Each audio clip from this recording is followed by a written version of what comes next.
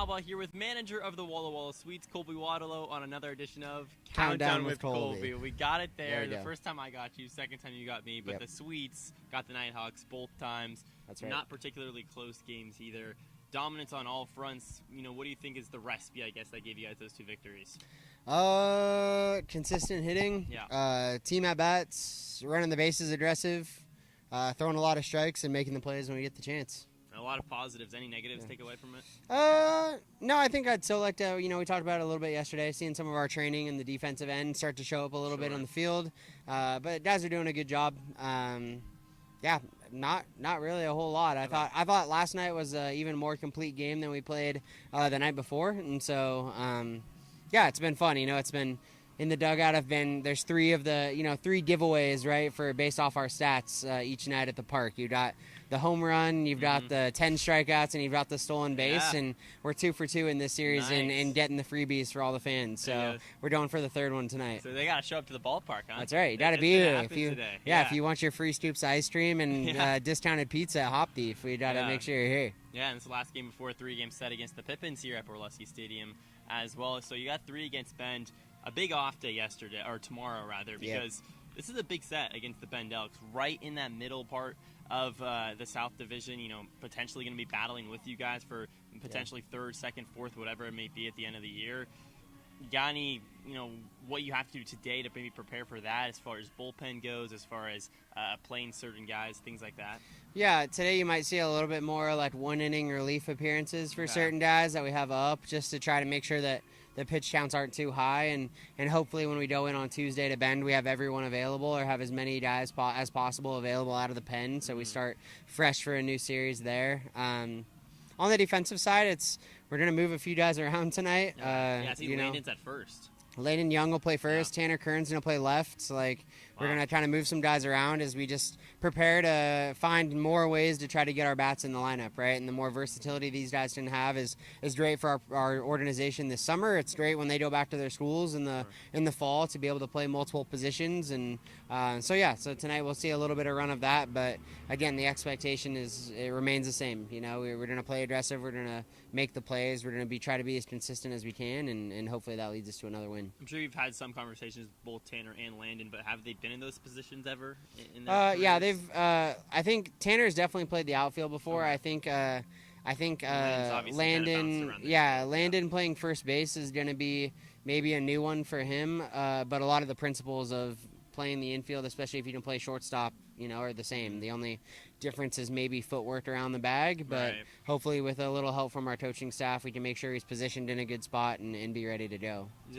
Could you predict potentially, mixing up those types of things throughout the year against West Coast League type opponents? I think that's kind of why we're hoping to do it today, just to see if it is an option, if it's, between our first baseman right now kind of being Tanner and Dom and Zane, and then that's kind of what we've got, right? Sure. And so, trying to find as guys have to come and go, we try to get guys an off day.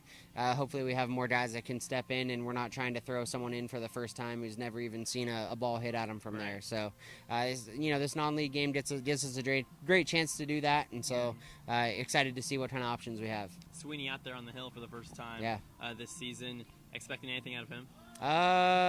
Not really. I think he's I'm expecting a lot. Nothing out of the ordinary, I guess I should say. Yes. Go out there and shove. Huh? He's watched us do it for 2 nights. He's watched these Nighthawk hitters for 2 nights. I think he's excited to finally get on the mound here in Walla Walla, right? He's been here for a whole week almost, and he hasn't gotten to get on the mound yet, right? It's kind of been building up to today's opportunity. So get him into his rhythm, of him getting the ball here on Sunday, and then kind of go from there. Good opportunity here against the Nighthawks. You obviously seen the last 2 starting pitchers for the Sweets kind of roll through that lineup for the most part.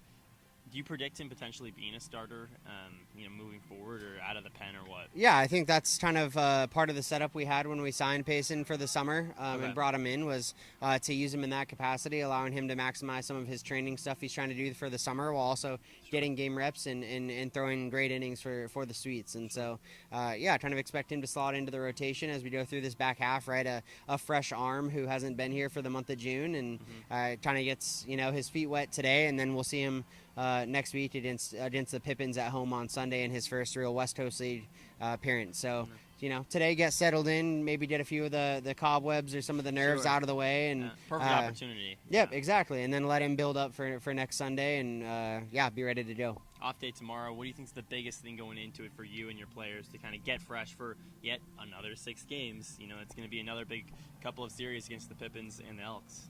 Yeah, I think, ironically, I think a big thing for them is going to be maybe getting away from the field for a day. And, sure, yeah. I don't actually think maybe for the first Monday all season, I don't know if we're going to run any sort of like open work or training for the guys. It sounds counterintuitive, but this week with just the schedule we've had and 6 games in a row at home and some things with the field, like we've been able to actually get some more focused early work and a little more focused positional work than we've even done on our regular weeks. And so they've gotten a lot of good work in. I think getting away, getting a break, letting the bodies rest up for a day before a relatively long trip for us to Bend. An early bus ride too. Yeah, an early bus ride, one of our longest trips of the year, and so.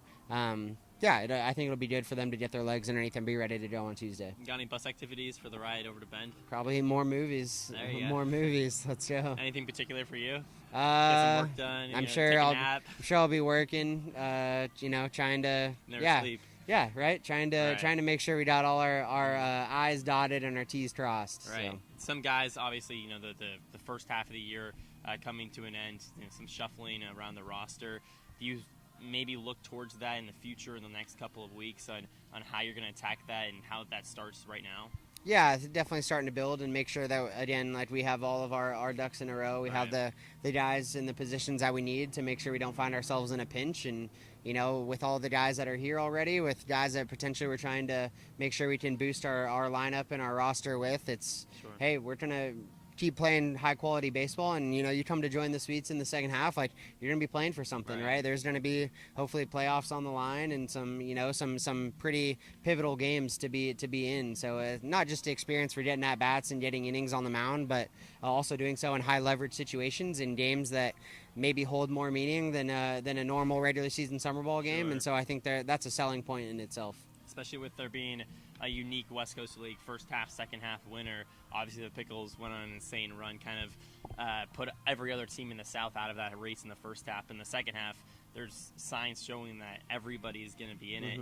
Down the stretch, do you start to look and feel the pressure of that added on? Is that a positive, a negative? How do you kind of motivate the guys to say, look, every game is maybe bigger than the first half even? Yeah, I think it's a positive because it gives the guys something to really strive for and to play for something. Since really the first week guys have been here, they've been throwing around the playoff word and kind of talking about that as a group. And so I think now seeing some of that come to fruition and find themselves in a position where, hey, that's a very real possibility. I think it gives them some motivation. It gives them some reason to continue to show up to the ballpark every day with a good fire. And so I'm excited for that for them. And, I don't think we try to treat the games any differently, right? Or allow the pressure of what the situation says to maybe dictate what we do. But I do think it gives some guys some motivation of, hey, we want to continue to be playing our best baseball when we get to the end of July, early August. And so that's been the goal. That's gonna remain the goal. And I'm excited for the guys that that are here, that are ready to go. Excited for that challenge to be taken on full steam ahead. Yeah, and the fans are kind of starting to feel that as well. They want a playoff appearance as well. So, hey, still a long season to go, of course, as always. All right, so you go to Bend, Alex, and this leads to the question of the day with manager of the Walla Walla Sweets, Colby Waterlow. Favorite road trip that you've been on in the West Coast League? Oh, like favorite one we've been on so far? Sure, and then where would you, if you had to pick a destination out of the WCL. I know it's a little complicated because the Canada teams you don't get to go as much. I've heard Edmonton is a super cool place to go to. But the Edmonton would be cool, just because of the city and kind of the like 9,000 fans, big crowd. It's it's the furthest one way out there. Take a plane. That's the whole different. Which is a different layer. I'm logistically happy we don't have to make that trip. Right, you're not a player. You can't just go on the fly. You'd have to probably figure some of that stuff out. Right. Favorite trip? I think Springfield was a fun one. Yeah. First games, first road trip of the year. Springfield, Eugene's not a terrible spot to go. Sure. My favorite destination is coming up in Bend. My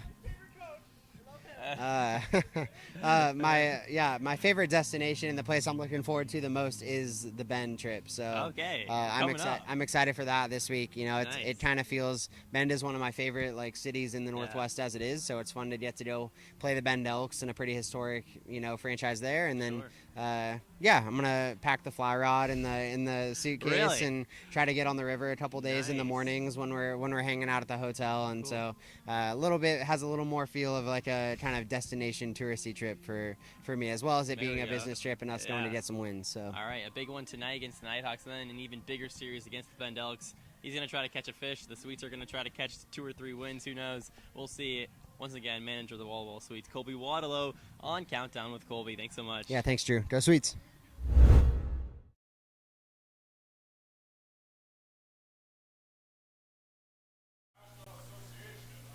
That was our players.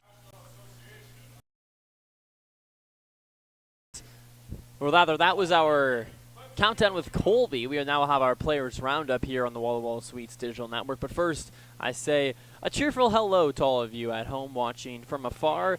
If you're here in Walla Walla, feel free to come down to the ballpark. It's a beautiful sunny day at Borleske Stadium. Sweets trying to sweep the Nighthawks. They've already clinched their 5th straight series win. They're 5-0 here at home in series. But first, let's take a quick trip over and talk with Billy Scaldaferri, third baseman / left fielder for the Walla Walla Sweets. In today's lineup, Billy is playing at the hot corner, and he talks about the troubles, but also the rewards it comes with both playing in the infield and the outfield. Drew Albaugh with Billy Scaldaferri with our players roundup. Billy, you're here with the Sweets. You're hitting the baseball hard. How you feeling? Been feeling good. The team's been winning a lot. These last couple of games we've been putting on this team, but Yeah. you know, it was great to get the win against the Pickles. That was awesome. Sure. You know, that was definitely a series we wanted to win. So yeah, that was awesome. How much easier is the day-to-day of the grind of baseball when your team is winning? It's awesome because everyone wants to be here. You know, when you're Right. losing, it sucks. You know, you want to get out of the rut. You know, a lot of people are stressing out and things like that. But you know, everything's going good right now. We're flowing well. Everybody's Sure. playing well. It's been good. How fun was it to beat the Pickles 2 or 3 times? Up in the booth, I was excited. I can't imagine playing. Yeah, it definitely was great. Yeah. Last time, you know, it sucked last time. They kind of beat us Sure. up good, but I knew we were a good enough team to beat them, and I knew we could match up with them pretty well, and I was glad to see them here. So, you know, I knew we'd be able to get them at home. A good chance to take some momentum here on the Nighthawks series and then play the Bend Elks, another team that's kind of battling in the South with you guys. In these bigger games, does your mentality change at all?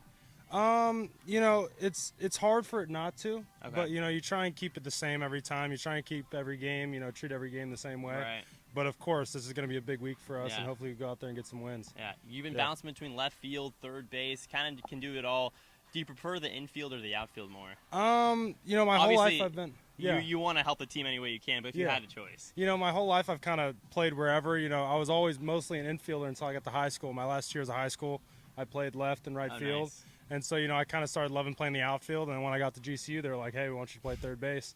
It's like, all right, whatever you guys need me to do. Yeah. And the last couple summers, I've kind of been playing wherever. So, you know, wherever I need to go. But you feel comfortable in both. Yeah, if I had to pick, to be honest, I love playing the outfield. I think it's a Really? great time in the outfield. Yeah, I love chasing balls down and catching balls in the gap and stuff Yeah. like that. Third base is stressful. Yeah, it is, You're at dude. the hot corner. Yeah, you get the ball hit hard at you. Yeah. It's definitely scary, but you know you got to be ready for anything. Yeah. You know, that's why I like it too. You got to keep you on your toes. Sure. You've Yeah. been a guy that's come up big for the Sweets time in and time out. Despite kind of joining the team a little bit later, you top 5 in RBI with runners on. It seems like you always get the job done. Do you think you're a guy that kind of excels in those positions? Yeah, I think you know, being put in those situations like my whole life. I've been playing baseball my whole life. You know, Right. and at school, you know, definitely at the D1 level and playing in the games we played this year against a lot of great teams. Mhm. Like we were definitely tested in those moments. So I think I've prepared for it pretty well, and it's Yeah. great to come out here and prepare myself even more. When there's runners on scoring position, I think there's 2 mentalities that have maybe a little bit shy and timid, and there's those guys that go out there and search for their pitch even more so than with no on.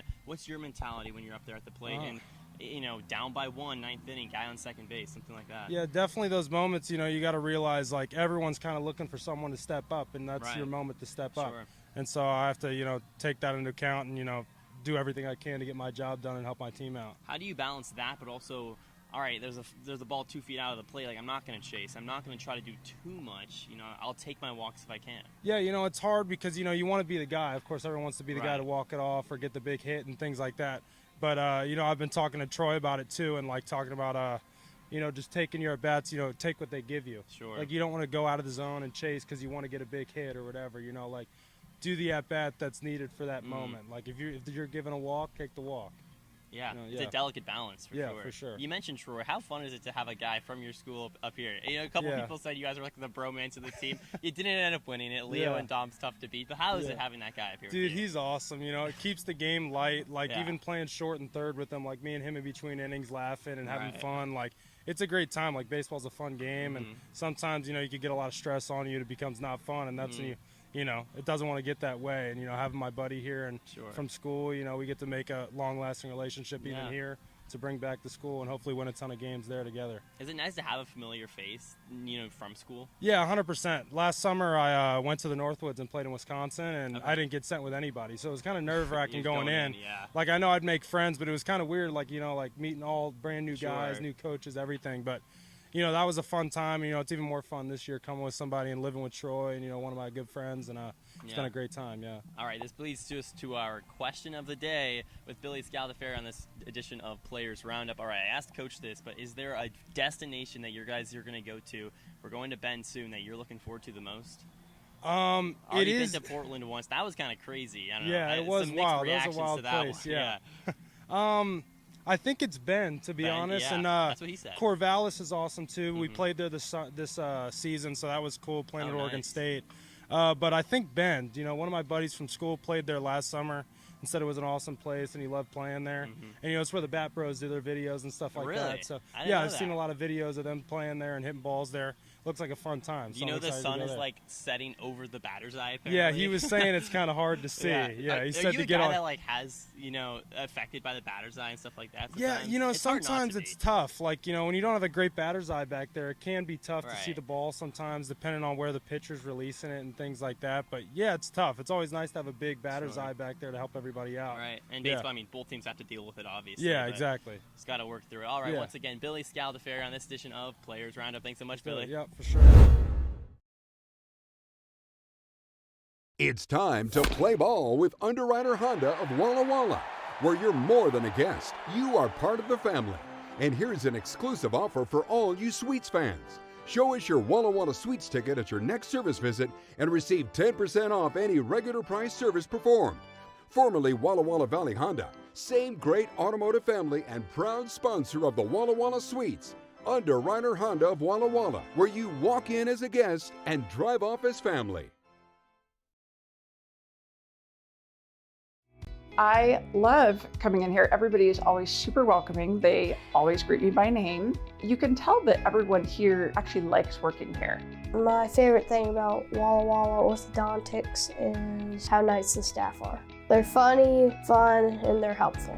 I had what was called 3D braces. They were the same color as my teeth. People would say, "Oh, you have braces?" They didn't even know that I had braces. I highly recommend this orthodontist office.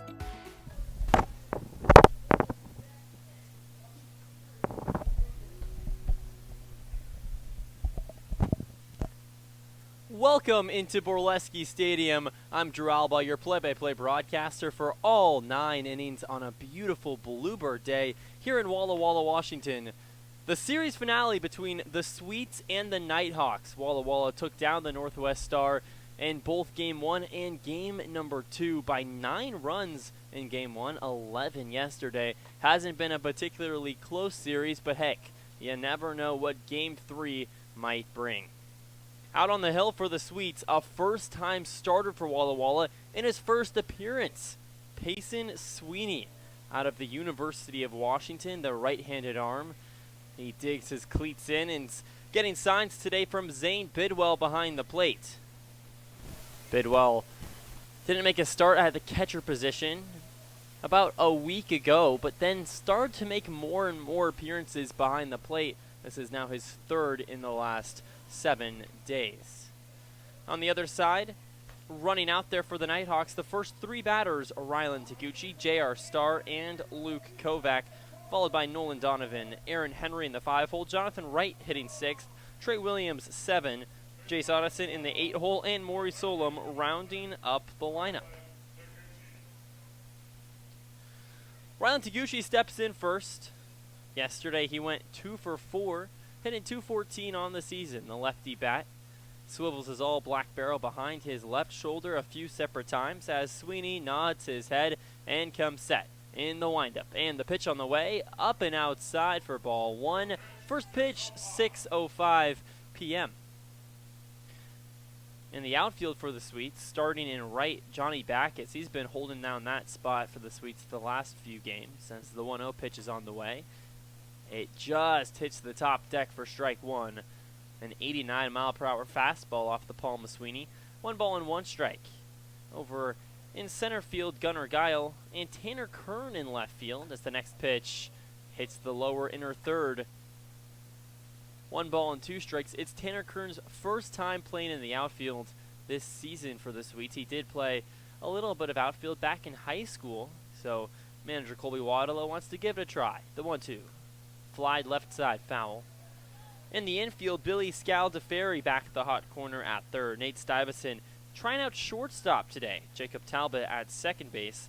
Landon Young at first, maybe the most surprising addition here in the lineup outside of potentially Tanner Kern. Landon Young's first time playing first base in his career as the 1-2 pitch is fouled back behind the screen and out of play. Count stays put, 1 ball and 2 strikes.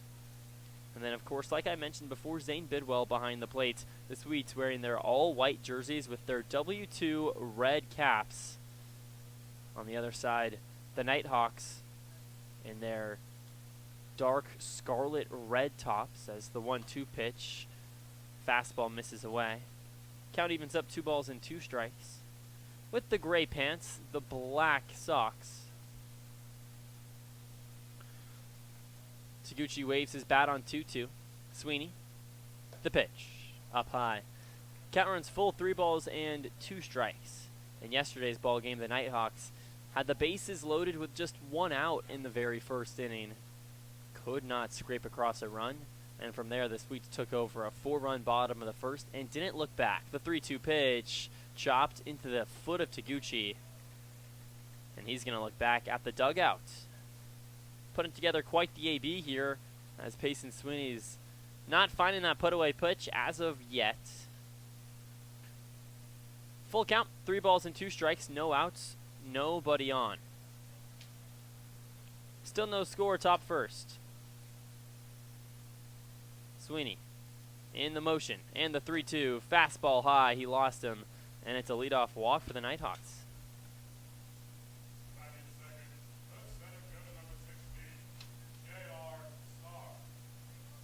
Brings up J.R. Starr, a 4-strikeout day in yesterday's ball game. Went 0 for 5, hitting .214 on the season. Taguchi, a lead at first. The pitch, he shows bunt. Fastball misses high, pulling away for ball number 1.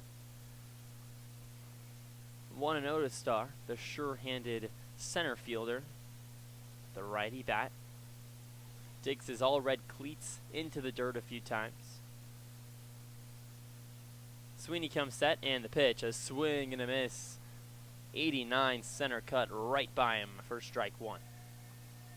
1 ball and 1 strike. Not much wind here in Borleske. American flag out in center field, line pretty much completely down. It's the 1-1 pitch, a slow looper right side. It gets past the outstretched arm of Landon Young. The throw goes over to second base as Talbot covers Young's mistake, and it's out number 1.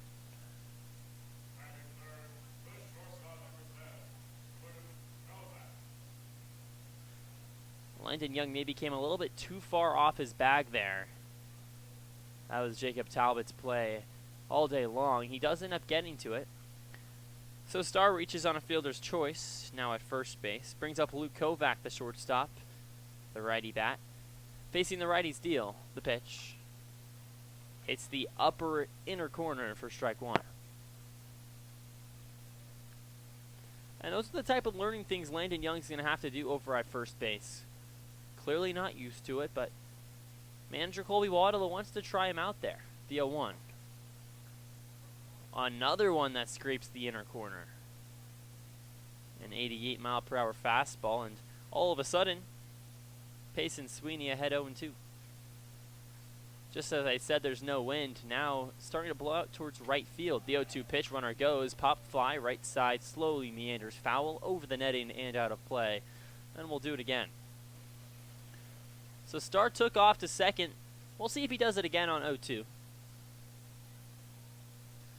I kid you not, right when I said that there was no wind today on a beautiful Sunday evening, wind started to pick up, now blowing out towards right center field. The wind here at Walla Walla usually blowing out towards left at Borleske Stadium. 1 out. Runner takes the lead at first. The 0-2 pitch. Fastball just misses high. Trackman had that just a hair upstairs.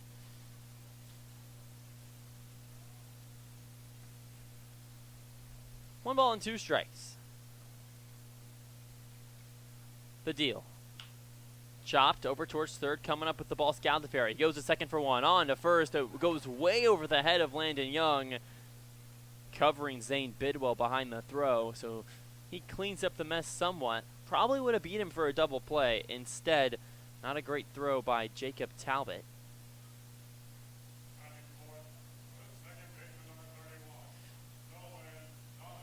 Either way, there's 2 gone. Kovac reaches on a fielder's choice. The lefty bat of Nolan Donovan steps in, hitting third today with 2 gone. The pitch. Poked, a one-hopper over towards second. Talbot fields and fires to second base in time for out number 3. A pretty inconsequential, harmless inning after giving up the walk. Payson Sweeney in his first appearance with the Swedes goes 1-2-3 thereafter. On no hits, no errors, no runs, Swedes looking to get on the board first here in Borleske Stadium, and we'll find out if they can in the bottom of the first frame on the Walla Walla Swedes Digital Network.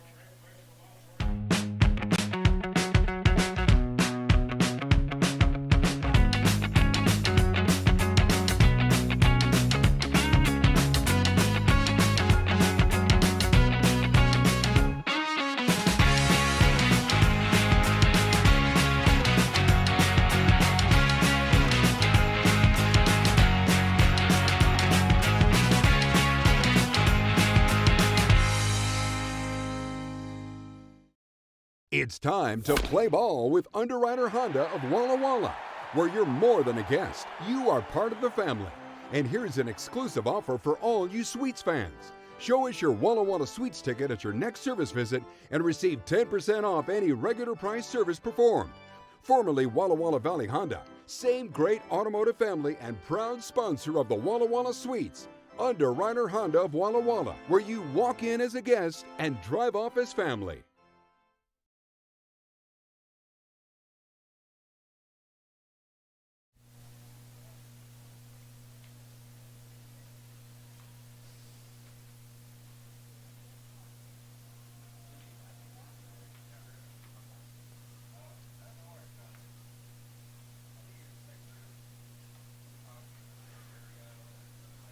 Welcome back into Borleske Stadium. On to the bottom of the first inning we go. Drew Albaugh here on the mic, your play-by-play broadcaster for the series finale between the Sweets and the Nighthawks. Walla Walla looking for a sweep. Already clinched the series in yesterday's 11-run win. Trying to get on the board first for the 3rd straight game against the Nighthawks here in the bottom of the first inning. Out there on the hill for the Nighthawks, Emerson Dennis, the right-handed arm, 6'3", out of Happy Valley, Oregon. Redshirt sophomore at Linfield University. Just 4 appearances with Linfield. 3 1/3 innings pitched, 9 earned runs. Making his first appearance here with the Nighthawks in the 2025 season. And stepping in, the leadoff man, Gunnar Guile. Guile playing center field today for Walla Walla. We've seen him in center and left. Nate Stuyvesant batting second, Landon Young third, Billy Scaldaferri batting fourth, Estabrook in the 5-hole, Tanner Kern 6, Zane Bidwell 7, Johnny Backus 8, and Jacob Talbot finishing off at number 9. The first pitch on the way, a swing and a pop-up, right side, battling the sun, Jonathan Wright. He moves under it, and it gets out of play for strike number 1. So a high foul ball That ball was lost in a bright bluebird day. The sun shining brightly on that pearl. The windup and the 0-1. Curveball misses away. Count evens up 1 ball and 1 strike to Nate Stuyvesant. Hitting .294 on the year. Just 17 at-bats with the Sweets. Faces the 1-1. Fastball up and in. Clocks in at 84 miles an hour. We've seen Dennis go to the curveball and the fastball here against Gunnar Guile early on. Let's see what he go here on 2-1. The pitch. Goes with another heater. This runs off the plate. And there's a hitter's count here to Gunnar Guile. 3 balls and 1 strike. Guile already 1 homer on the year. He's going to get a heater here most likely. The 3-1. It does bring the heat 85 outside and up high. And as a 5-pitch walk, and in steps Nate Stuyvesant with the leadoff man Gunnar Guile resting at first base.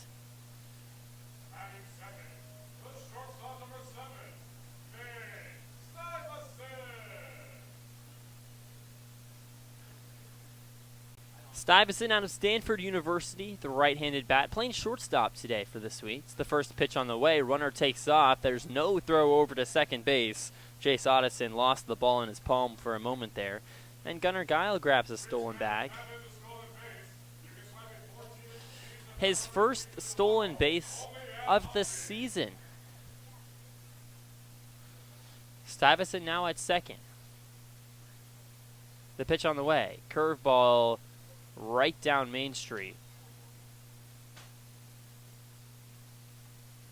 So it's 1 ball and 1 strike to Nate Stuyvesant. Dennis leans in, gets the sign from Otteson. With nobody out. The 1-1. Fouled back. Count moves 1 ball and 2 strikes. Defensively for the Nighthawks, Aaron Henry in left field. J.R. Starr in his 3rd straight game playing against the Sweets, still out in center field. Maury Solemn in right. Moving on into the infield, Rylan Taguchi takes the place of what he was at shortstop yesterday, now at 3rd base. As the 1-2 pitch from Dennis, a curveball misses away and upstairs. 2 balls and 2 strikes to Nate Stuyvesant. Luke Kovac at short, Nolan Donovan up the middle at second base, and Jonathan Wright nailing down the first base position. Jace Otteson behind the plate as he gives the sign to Emerson Dennis on the mound. He comes set, kicks and deals on 2-2, just gets a piece of it. Foul ball back into the screen. So we'll do it again. That fastball is hardest thrown pitch of the day so far, clocking in at 86 miles an hour. Dennis grips the ball with his right hand. Lifts his left leg, and the pitch down in the dirt. Count runs full, 3 balls and 2 strikes. With Landon Young on deck, Scal DeFerry in the hole. Dennis needs to get out of a jam here. Already the runner on second base, in danger of plating another one. The full count pitch. Curveball misses upstairs and inside. Well, those runners on first and second base. The Sweets immediately threatening its back-to-back walks. And it brings up Landon Young.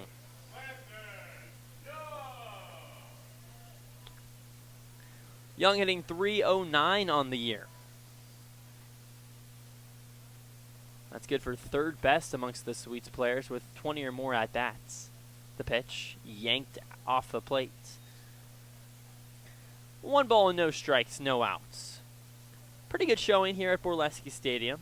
You look down the right field line, not too many seats filled down the right field bleachers, but behind home plate, pretty good filling. So in left field, the next offering, fastball misses upstairs. 2 balls and no strikes.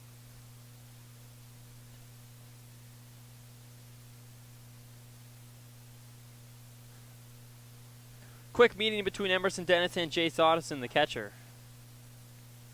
Just want to make sure they're attacking Landon Young in the right spot. Potentially a mindset adjustment after walking the first 2 batters.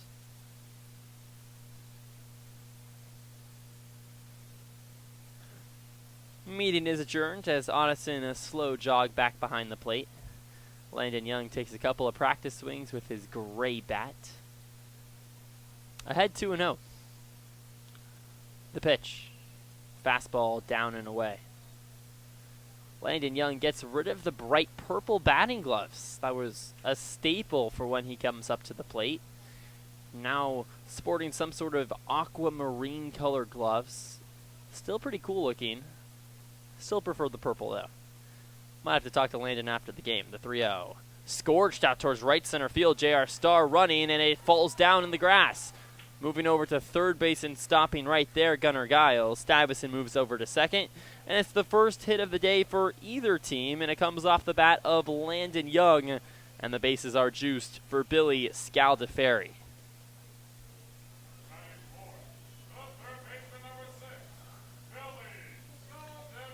Scaldaferri hitting just 196 on the season. Does have, get this, but despite just hitting 196 in 51 at-bats, 12 RBI. That's third best amongst the Sweets. The first pitch, fastball upstairs, 1-0. I was talking to Scaldaferri about why he's so productive with runners on. He was telling me he likes to attack the pitch, wants to make sure he comes up in the big spot, be that guy. It's the 1-0. Fastball hits the outer black. A much-needed strike for Emerson Dennis out there on the hill. And the count evens up 1-1 strike. Nighthawks and Sweets. Still no score in the bottom of the first. Walla Walla trying to draw first blood. The 1-1. Roped out towards left field. Aaron Henry slicing and can't make the play. The ball falls just a few feet in front of him. Coming around and scoring Gunnar Guile. Everyone else moves up 90 feet.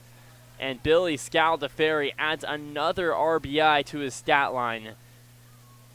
Make that number 13 on the year. My goodness, can he hit the ball hard with runners on. And the Sweets on top, 1-0. Up steps Owen Estabrook.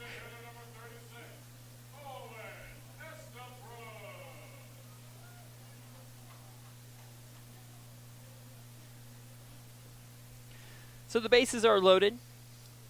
Estabrook DH today, the righty bat, faces the right-hander's curveball that misses well up high. 1-0. Estabrook hitting .269 on the year in 26 at-bats. 4 RBI on the season. The 1-0. Swing and a miss. 85 top rail. A nice pitch makes it a ball and a strike.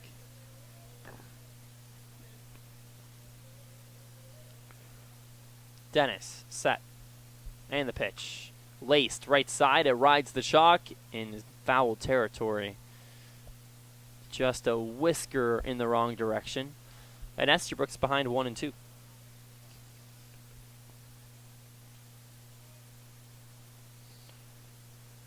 Bases are loaded. Sweets on top, 1-0 in the bottom of the first inning. Dennis still searching for his very first out. The 1-2. Blasted left side, gets down in front of Henry in left field. Coming around third and scoring Nate Stuyvesant. Landon Young moves on to third. Scaldaferri at second base. And Owen Estabrook with an RBI single. And the Sweets on top 2-0 over the Nighthawks in the bottom of the first inning. Up steps Tanner Kern.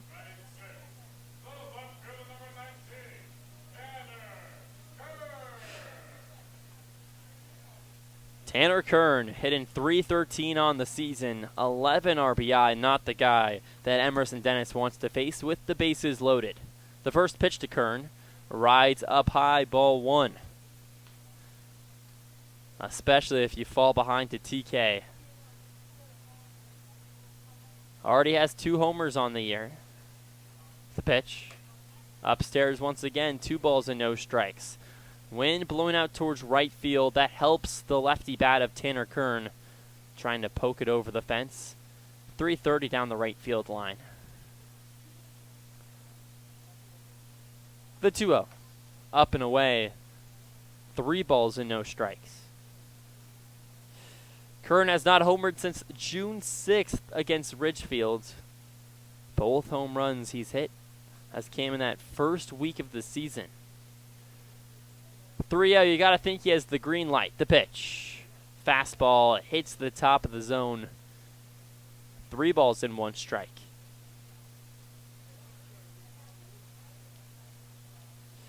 Hitters count here to TK. Bases are loaded. The pitch. Fastball up and away. Tanner Kern draws an RBI walk. And the Sweets on top 3-0 in the bottom of the first inning over the Nighthawks.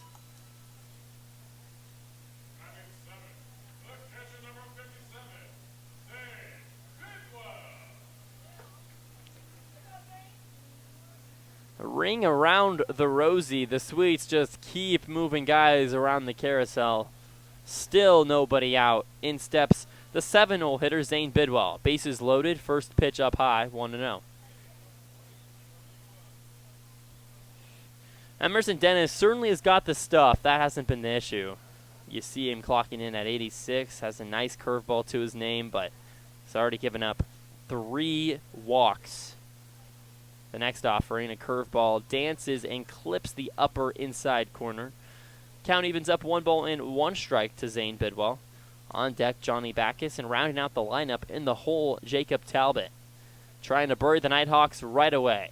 The 1-1. Curveball up and in, and it clips his left shoulder.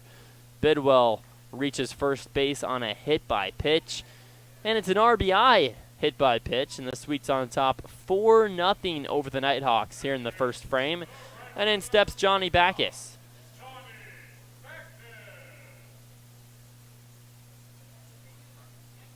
The 4th free pass. Owen Estabrook now at third base. He hasn't needed to do much to get there. 2 walks by Tanner Kern and Zane Bidwell. The first pitch to Backus, a wave and a miss. 71 in the dirt. Backus swings right over it.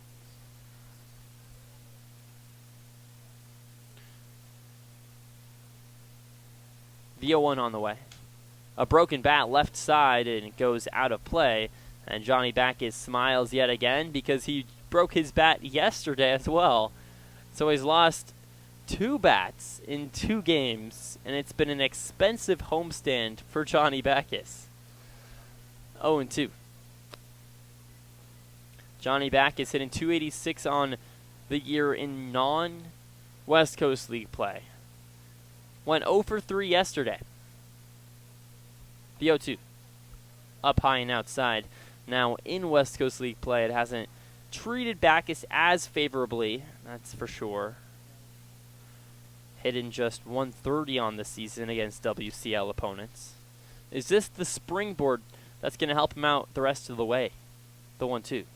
Fastball up high. Talked with manager of the Walla Walla Sweets, Colby Waterlow, on Countdown with Colby. Go check that out on our YouTube channel. Every game, home or away, we'll have one of those out.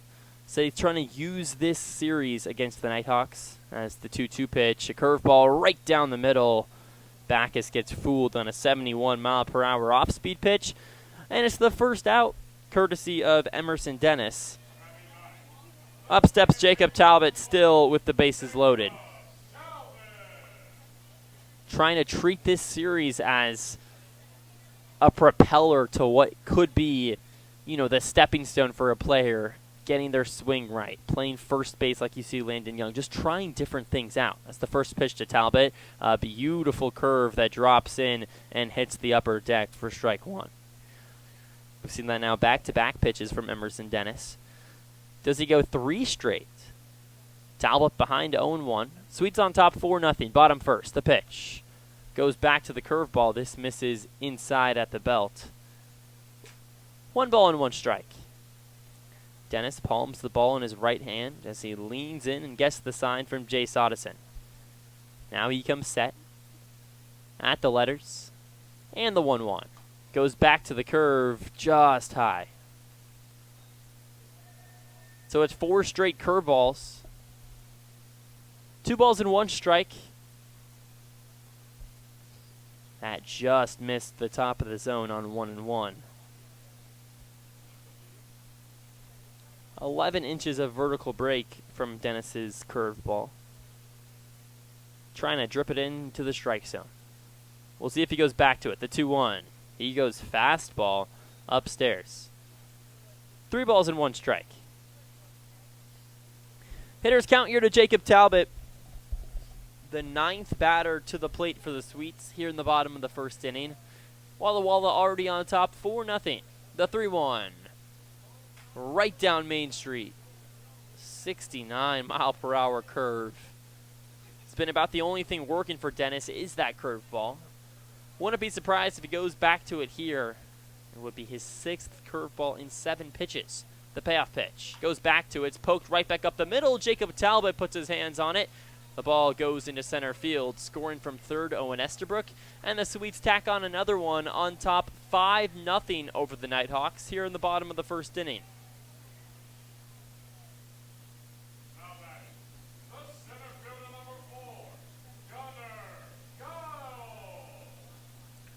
Tanner Kerr now at third base, Bidwell at second. Jacob Talbot just slowed the barrel down enough to put it down on the ground right back up the middle. In steps Gunnar Guile, the pitch, swing and a miss. He was swinging out of his shoes on an off-speed pitch inside at his hips. No balls and 1 strike. Runners still everywhere for the Sweets. 1 out, Walla Walla on top, 5-0 over the Northwest Star. The 0-1. Tails inside. Count evens up, 1 ball and 1 strike. Guile walked his last time up. That was in this very frame. The 1-1.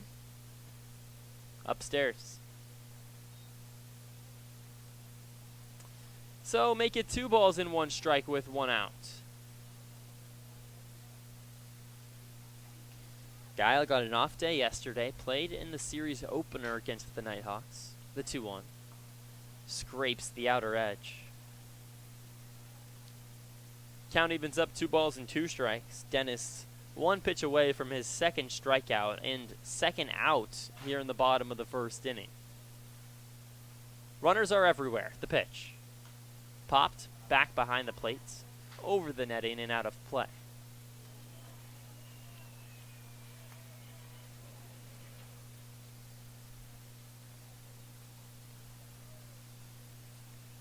You don't need to know a lot about baseball to know Gunnar Guile is trying to hit one over the fence down the right field line. An aggressive batter for sure. The 2-2, a swing and a miss. And maybe some of that aggressiveness goes in the wrong direction as Guile chases an off-speed pitch up and out of the zone. And there's 2 gone. Up steps Nate Stuyvesant.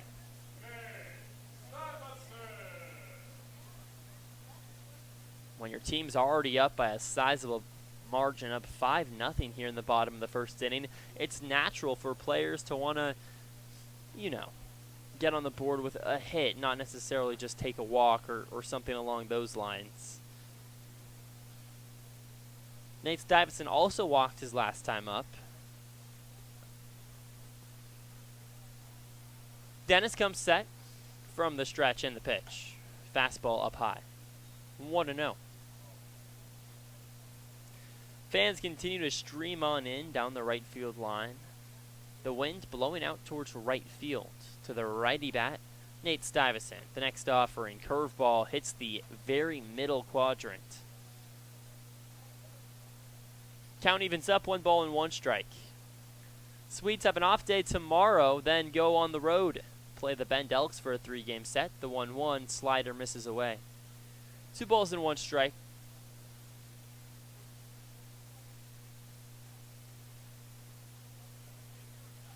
A big series on tap against the Bend Elks. Fighting right there in the middle of the pack in the South Division. The 2-1. Fastball misses away. Bend sitting at 12-12 on the season. In 4th place in the South Division. They would make the playoffs with a 12-12 record. Walla Walla, on the other hand, 14-10 in 3rd. Just a half game back of the Corvallis as the next pitch misses downstairs. And it's a 5-pitch walk. The Corvallis Knights.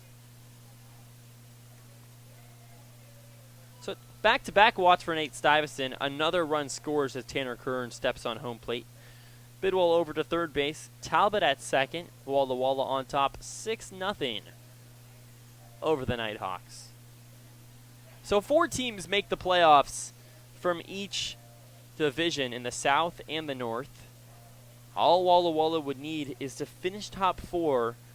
Portland's already locked up the first half winner, so how it works in the WCL.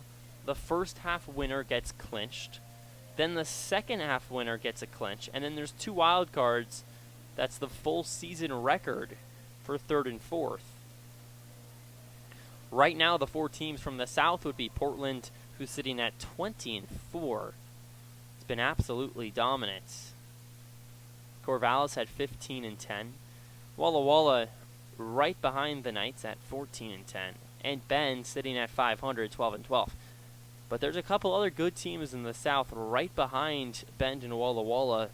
It's Ridgefield, 12-14. That Walla Walla swept here at home a couple weekends ago. Marion still in the mix as well at 11-14. But Walla Walla's just got to keep the pressure on, both in the standings and here in this ball game. Bases loaded. The first pitch to Landon Young misses away, 1-0.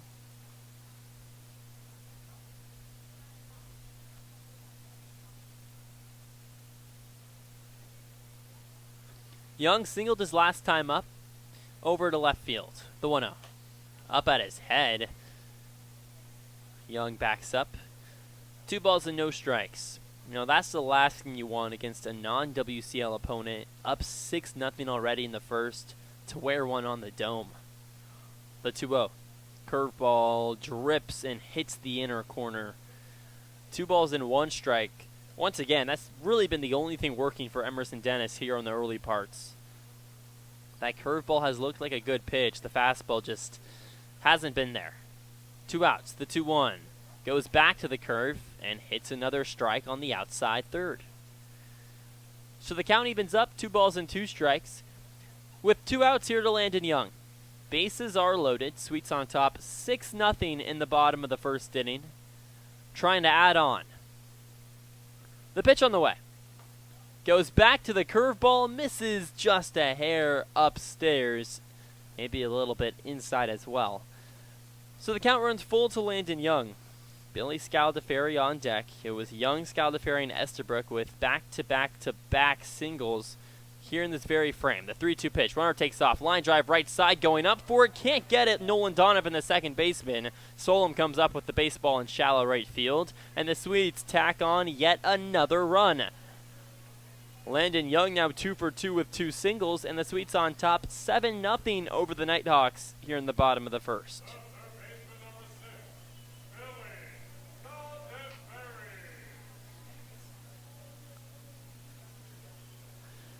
Two outs, bottom of the first. Scaldaferri singled his last time up in this very frame. The pitch goes back to the curveball, misses high, 1-0.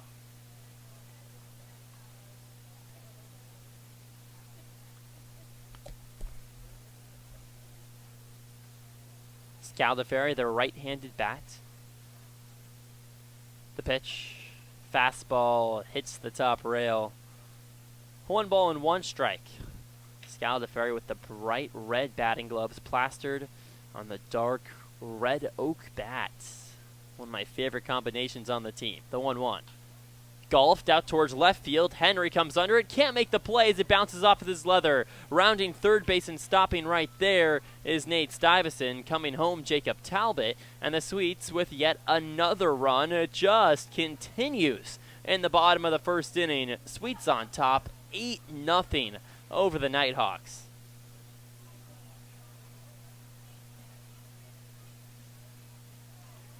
My goodness, Walla Walla is cooking with some type of butter right now.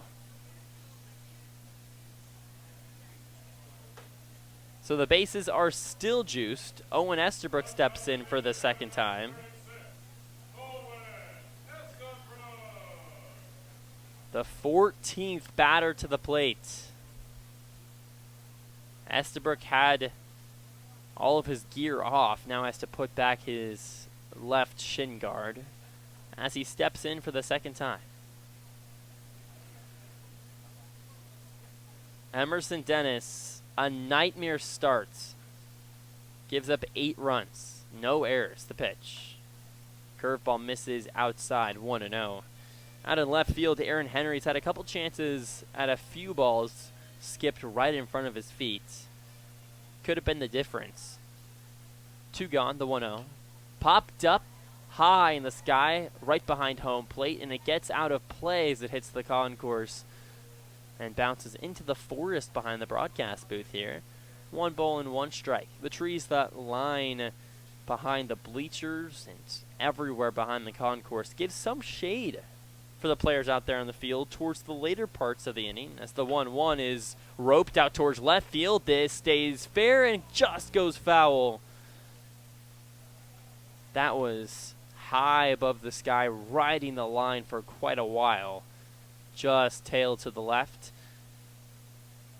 And Estabrook in a 1-2 hole.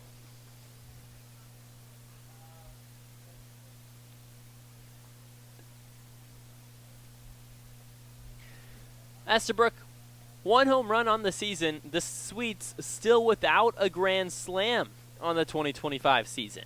With 2 gone, the 1-2 pitch, curveball misses upstairs, almost at the head of Owen Estabrook.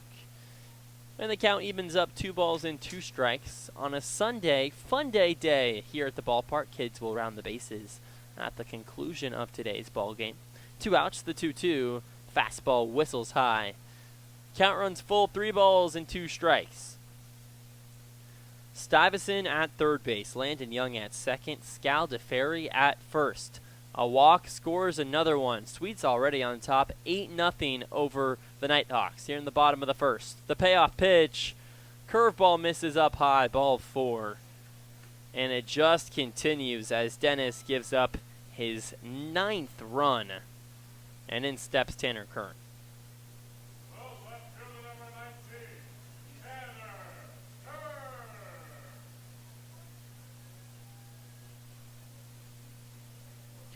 The 6th walk of the game, and we're still just in the first inning, issued from Emerson Dennis. Tanner Kern walked his last time up. Speaking of free passes, the lefty bat faces the righty steal. Fastball misses high, 1-0. Like I mentioned, Tanner Kern without a home run since June 6th against the Ridgefield Raptors. Has 2 on the season. Wind blowing out towards right. The 1-0. Swing and a miss. Out in front of an off-speed pitch.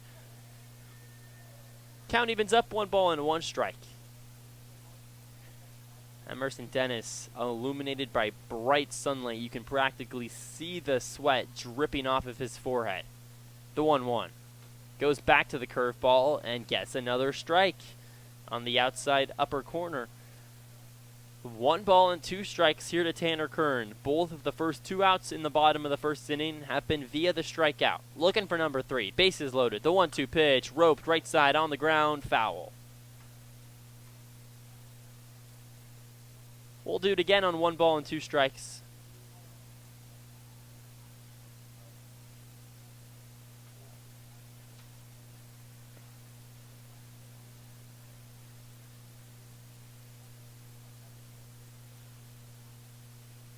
Bases loaded, 2 outs.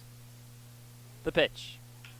A high fly ball out towards right field, racing under at Solom. He camps, makes the play, and the long bottom of the first inning finally concludes as Emerson Dennis slowly walks back towards the dugout. It's looked like he just gone through something he doesn't want to go through again. Gives up 9 runs. Walla Walla. Damage has been dealt over the Nighthawks. 6 walks, 5 base hits, and the Sweets played 9. And we'll be back right after this on the Walla Walla Sweets Digital Network. Walla Walla Valley Honda is now Underwriter Honda of Walla Walla. The same great automotive family is here for all your needs. Service, parts, new Hondas, and top quality used vehicles, all backed by expert staff with the highest standards in the industry. After all, you're family at Underwriter Honda of Walla Walla and deserve the best. Visit us at UnderwriterHondaofWallaWalla.com to schedule service or a test drive today. Underwriter Honda of Walla Walla. Walk in as a guest, drive off as... Hey, your homework done? Yep. Hey, is your homework done? This kind of is homework.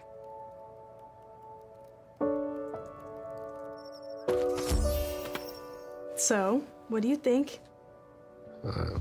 I'm so proud of you. Can I play some more? Is all your work done? Washington's Lottery is a proud partner in the goal to promote college and career training. Each time you play, you're helping students statewide.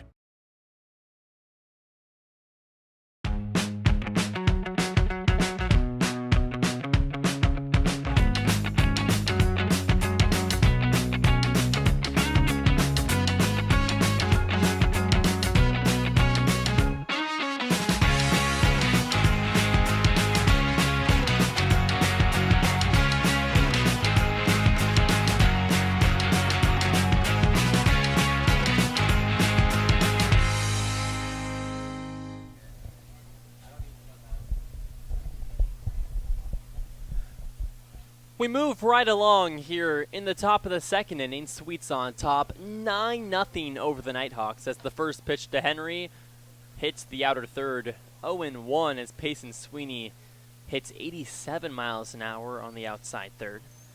We've seen him get up to 89. The next offering, a swing and a miss. 0-2. That clocks in at 88 miles an hour. Aaron Henry, the left-handed bat, steps in behind 0-2. The next offering, fastball misses up high. 1-2. The Sweets, 6 base hits, 5 walks, and plate 9 runs in the top of the first. The pitch. Off-speed misses away, rather at the bottom of the first inning. Walla Walla trying to sweep the Nighthawks. The 2-2.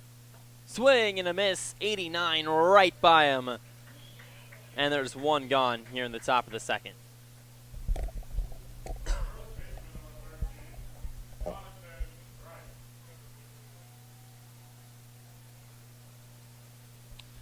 So in steps Jonathan Wright.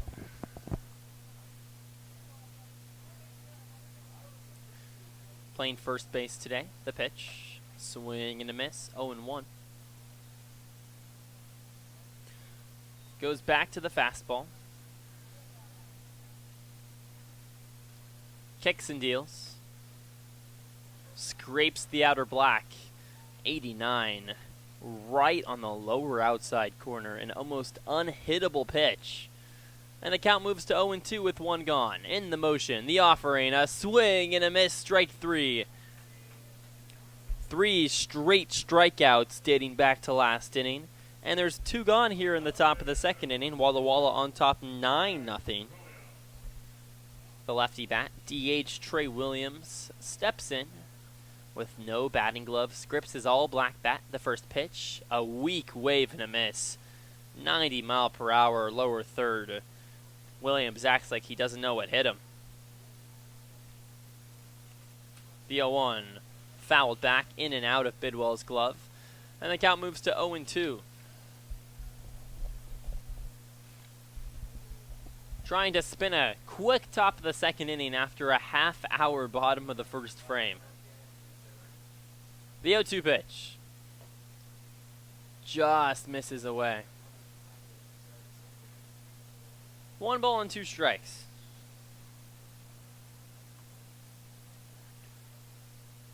Two outs. The 1-2 pitch. A high fly ball out towards right center field. Over in the alleyway guile, he makes the play on a slight jog as he squeezes his left-handed glove over his shoulder for out number 3. A 1-2-3 top of the second inning. We head bottom 2, Walla Walla in complete cruise control. 9-0, and we're only in the second frame. We'll be back right after this on the Walla Walla Sweets Digital Network. It's time to play ball with Underwriter Honda of Walla Walla, where you're more than a guest. You are part of the family. And here's an exclusive offer for all you Sweets fans. Show us your Walla Walla Sweets ticket at your next service visit and receive 10% off any regular price service performed. Formerly Walla Walla Valley Honda, same great automotive family and proud sponsor of the Walla Walla Sweets. Underwriter Honda of Walla Walla, where you walk in as a guest and drive off as family.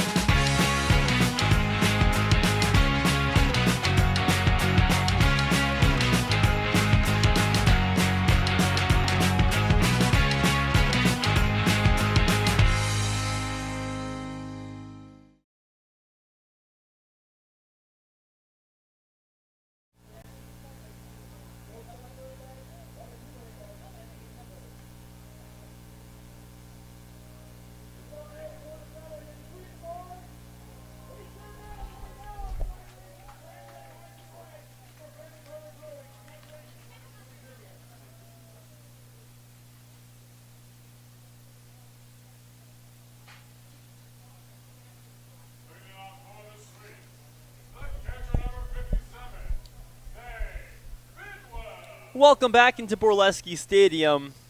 In the bottom of the second inning, Sweets on top, 9-0.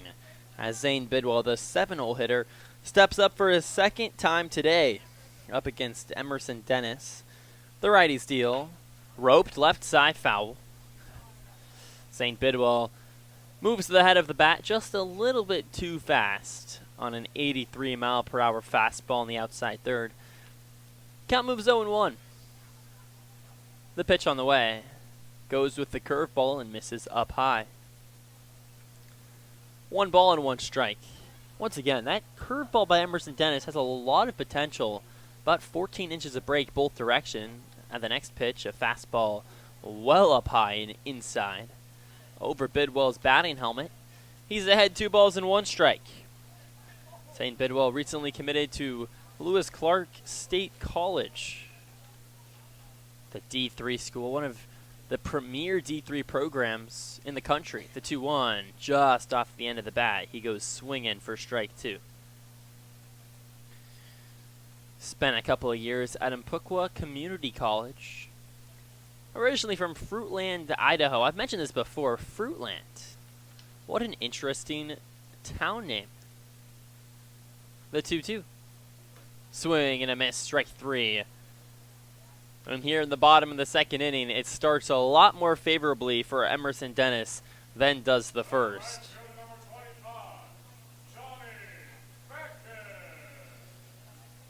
It took Dennis 8 batters to collect a strikeout or an out of any kind. It came against Johnny Backus as he steps in for the second time. The pitch misses up and outside, 1-0.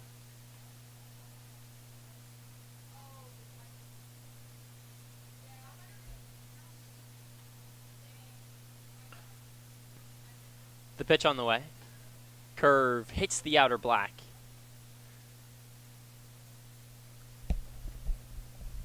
So the count moves to 1 ball and 1 strike with 1 out. Sweets on top, 9-0. The kick and the deal. Fastball misses up high to Johnny Backus. 2 balls and 1 strike. Talking about a guy that just recently committed to college. Johnny Backus, after redshirting with Michigan last season, taking his talents to Pepperdine as a curveball misses up high. 3 balls and 1 strike to Johnny Backus. Pepperdine over in California, not far from where Johnny Backus actually grew up in Malibu, California. With 1 gone, the 3-1 delivery on the way. Curve hits the outside black. So the count evens up, or rather the count moves full, 3 balls and 2 strikes. Backus looking to reach base for the first time today. The last sweet batter to not do so. The pitch just off the inside of the bat. Hits to the plate and goes foul. We'll do it again, 3 balls and 2 strikes. Already a pitcher warming up down the right field line for the Nighthawks. With 1 gone, the payoff pitch. Swing and a miss, strike 3. Curveball inside and downstairs. Johnny Backus strikes out for the second time today. And up steps Jacob Talbot with 2 gone. Now I'm sure this is the start that Emerson Dennis out on the hill imagined he was going to get in the first frame. Obviously, did not come to be. Gave up the 9 runs as the first pitch to Talbot. A weak wave and a check swing miss. First strike number 1. Talbot singled his last time up. Sat back on a curveball on a 2-strike count. Just poked it up the middle on the ground. Scored a run in doing so. On 0-1, the pitch. Swing and a miss, strike 2. And Dennis looks like a different pitcher out there on the mound here in the second frame. Unfortunately for the Nighthawks, fortunate for the Sweets, they're on top 9-0 after a very not ideal first inning for Dennis. He's in the motion on 0-2. The pitch misses outside. 1 ball and 2 strikes. Talbot, another guy that's attending a school in California this upcoming season, the two-way player, getting it done on both ends as a middle infielder and a pitcher out of Biola University with 2 gone. The righties deal on 1-2 up high. Count evens up 2 balls and 2 strikes. Take a trip over to the big city in Seattle. Back in Arlington, Texas, the Mariners get the win over the Rangers in 12 innings. That's the 2-2 pitch. Lazy fly ball out towards left field, continues to go, and it hits the gap. Bounces up against the wall as Aaron Henry can't get to it. Rounding second base, Jacob Talbot. He's going to stop right there. And it's a 2-out double for Jacob Talbot. Initially looked like it didn't have a lot of momentum behind it, but that was 94 off the bat. Lazy, definitely not the right word to that one. Hand up, that's unmeet. Jacob Talbot reaches second base and then steps the leadoff bat of Gunnar Guile.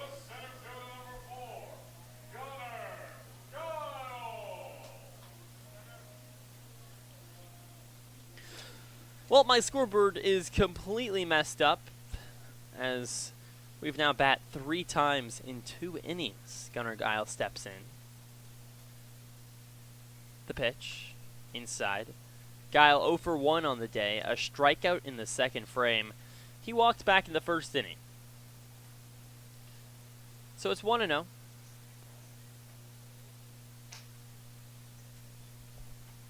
The pitch, fastball outside. 2 balls and no strikes. Sweets on top, 9-0. Gunnar Guile, one of those guys that's just fit in immediately with the Sweets. Arrived just a little over a week ago, and that's the 2-0 pitch. Misses inside at the dirt. Jace Otteson does a good job to stop it. 3-0. Hasn't needed much time to acclimate or blend in. One of 6 siblings. You've already seen him start to make some good friendships here at the ballpark. One of those friendships with Le Pueblito. As the 3-0 pitch, fastball runs upstairs. No, it hits the strike zone on the top rail. Gunnar Guile was already halfway to first base. He has to turn around and do it again. 3 balls and 1 strike. The taco stand here at Borleske Stadium, taco truck rather, they pull in most home games. With the owners who run it, their kids just love Gunnar, always talking to him after the game.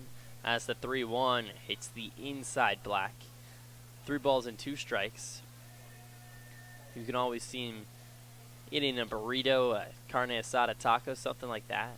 Talking to 6 or 7 little children, all entertaining them. Just a great guy. The 3-2 pitch. Down in the dirt, check swing, he didn't go, and Guile takes a walk. Brings up Nate Stuyvesant for the 3rd time. Trying to go for 3 straight walks in 2 innings of play.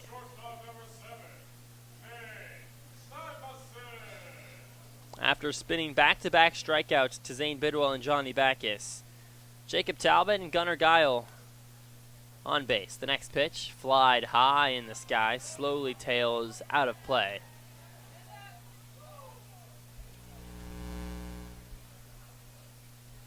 So it's 0-1. Stuyvesant, the Stanford product.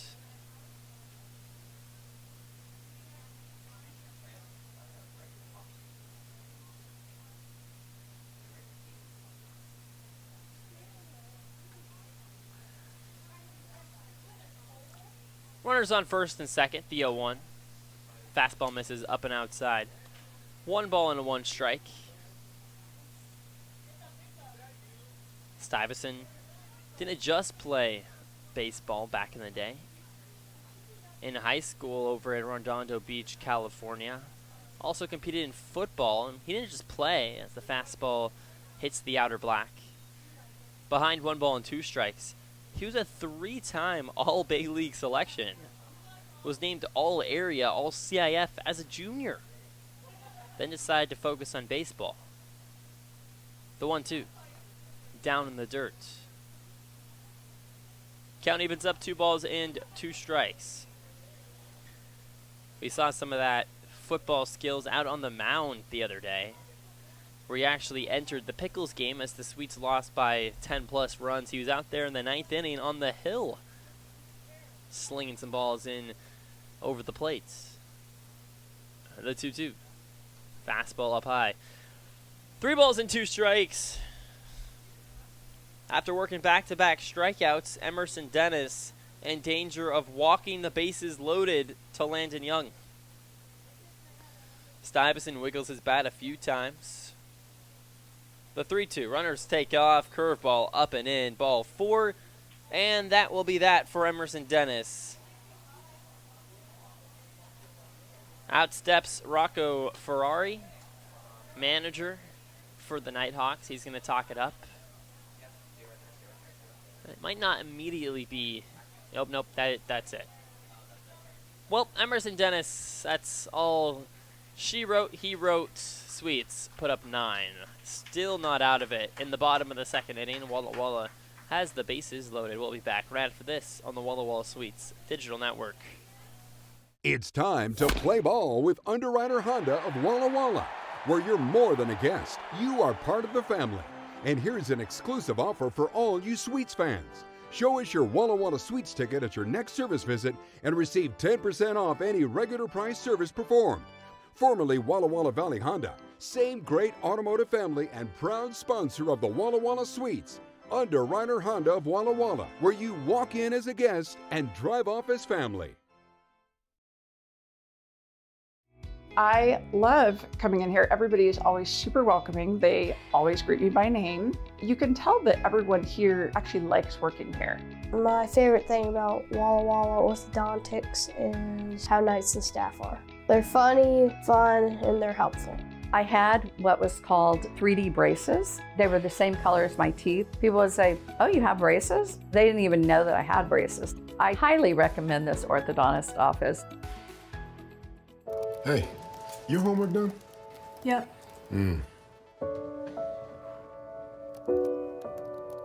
Hey, is your homework done? This kinda is homework.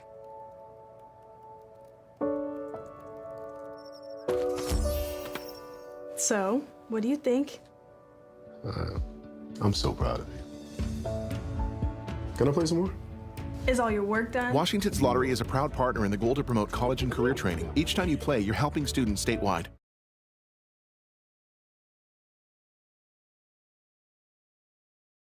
Play, stay, get away at Clearwater River Casino in Lewiston, Idaho. Owned and operated by the Nez Perce Tribe. Experience Namipu hospitality with 600 gaming machines, comfortable lodging, dining, and sports bar. Excitement is everywhere. The region's premier destination for events and entertainment. Win big with unforgettable concerts, comedy shows, and live sports action. Discover your next play, stay, get away. Visit crcasino.com and start your...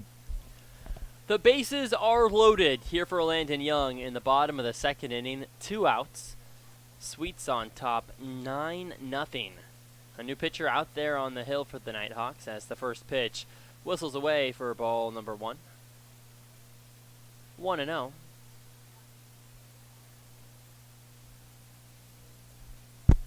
Landon Young searching for his first home run in a Sweets jersey. The 1-0 pitch. Cranked out towards right field, right at the right fielder Solom, and he drops the baseball. Slowly turns towards the right field wall, rounding first, heading to second base. Landon Young, he stops right there, and the Sweets plate 2 more runs as Jacob Talbot and Gunnar Guile step on home. Walla Walla on top, 11-0 over the Northwest Star.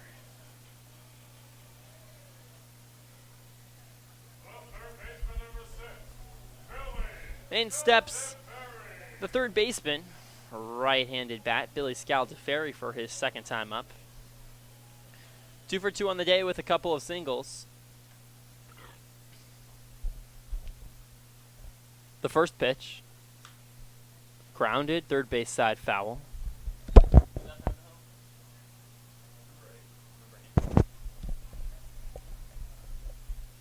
Runners on second and third base. That pitcher out there on the hill for the Nighthawks, Zach Danubilo. The righty's deal.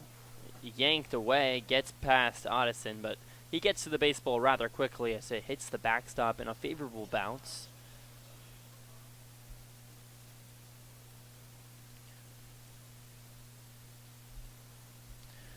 Keeps Nate Stuyvesant held up at third. Young at second base. Sweets on top, 11-0. 2 outs, the 1-1. A weakly hit blooper. Center field gets down right in front of J.R. Starr. He comes up with the baseball, turning and puffing home and scoring Stuyvesant. Landon Young reaches third base, and Walla Walla on top, a dozen over the Northwest Star. My goodness, they just keep hitting the baseball. Scaldaferri's third hit of the game. It brings up Owen Esterbrook. He's reached base both times, a single and scored in the first frame, and then also in the first frame he walked. The pitch. Pop fly, this should finally get the Nighthawks out of it. Shallow center field, working under it, Kovac the shortstop. Instead it falls down in between all three. Owen Esterbrook reaches first base, Scaldaferri at second. Another run tails home. That actually might go down as a base hit because no one touched that baseball. Wow, it goes from bad to worse. A weak pop-up. J.R. Starr, Nolan Donovan, and Luke Kovac all range in shallow center field. No one calls it. And it brings up Tanner Kerr, and this inning continues. The pitch. Fastball misses outside. I'd like to remind everybody that this inning started with back-to-back outs. 2 strikeouts to Zane Bidwell and Johnny Backus. Since then, the Sweets have just kept the line moving. The 1-0. Outside, an 80-mile-per-hour off-speed pitch. 2 balls and no strikes here to Kern. Actually, one of the few Sweets players that has gotten out in this game. He flew out to right field in his second time up as the next pitch whistles and clips the inner black. 2 balls and 1 strike to Tanner Kern. Wind howling out towards right field. Tanner Kern has the right-hand lefty matchup. On 2-1, the pitch. Swing and a miss, strike 2.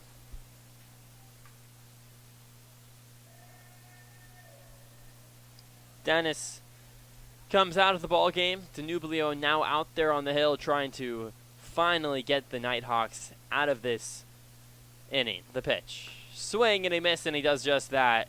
Tanner Kern goes down for the second time. A swinging strikeout.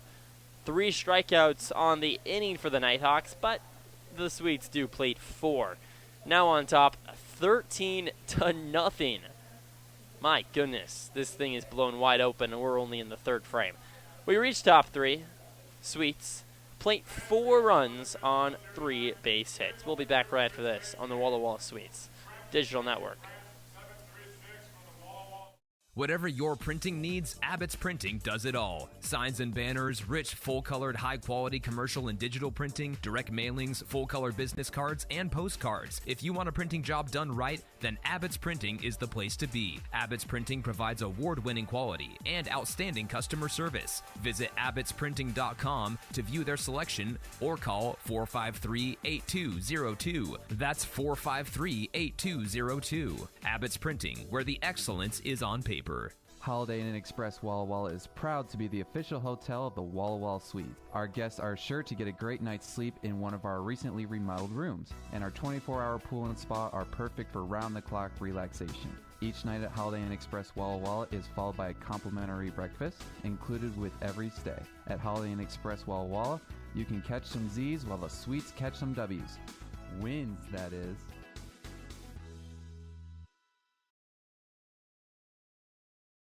It's time to play ball with Underwriter Honda of Walla Walla, where you're more than a guest. You are part of the family. And here's an exclusive offer for all you Sweets fans. Show us your Walla Walla Sweets ticket at your next service visit and receive 10% off any regular price service performed. Formerly Walla Walla Valley Honda, same great automotive family and proud sponsor of the Walla Walla Sweets. Underwriter Honda of Walla Walla, where you walk in as a guest and drive off as family. We move on to the top of the 3rd inning here at Borleske Stadium as the first pitch from Sweeney is poked right side over the netting. Foul ball, 0-1. Sweets on top. Brace your ears if you haven't heard the score line. 13-0 in the top of the 3rd inning as the 0-1 hits the upper inside corner. No balls and 2 strikes here to Jay Soddison. The catcher stepping in for the first time behind the plate. Nobody out, the 0-2. Curveball dances, clips the top rail, strike 3. Sweeney steps in, his 4th strikeout. First time catches one looking. And it brings up Maury Solom with 1 gone. The Sweets clearly just in a different class than the Nighthawks right now. A non-West Coast League team, a feeder team, as the first pitch hits the outside third, 0-1. To put this into perspective, the Nighthawks are a feeder team to the Ridgefield Raptors, who the Sweets swept at home. The 0-1 is crushed out towards left field. This one is putting on a deep run to left. Tanner Kern makes the play in deep left field. Kern, in his first time up in left field, makes the big time play. Man, that was not easy with the sunshine in left field. And there's 2 gone, and finally the Nighthawks lineup turns around as Rylan Taguchi steps in. The first pitch misses outside, 1-0. That clocks in at 89 miles per hour, the fastball. The 1-0. A pop-up, left side, testing Tanner Kern again. He's on his horse, ranges, and it goes in and out of his leather. First strike, number 1. The dugout for the Sweets giving him a little bit of a hard time. Hey, come on. It's his first time in left field, everybody. So it's 1 ball and 1 strike. Rylan Taguchi, the only base hit, the only base runner for the Nighthawks.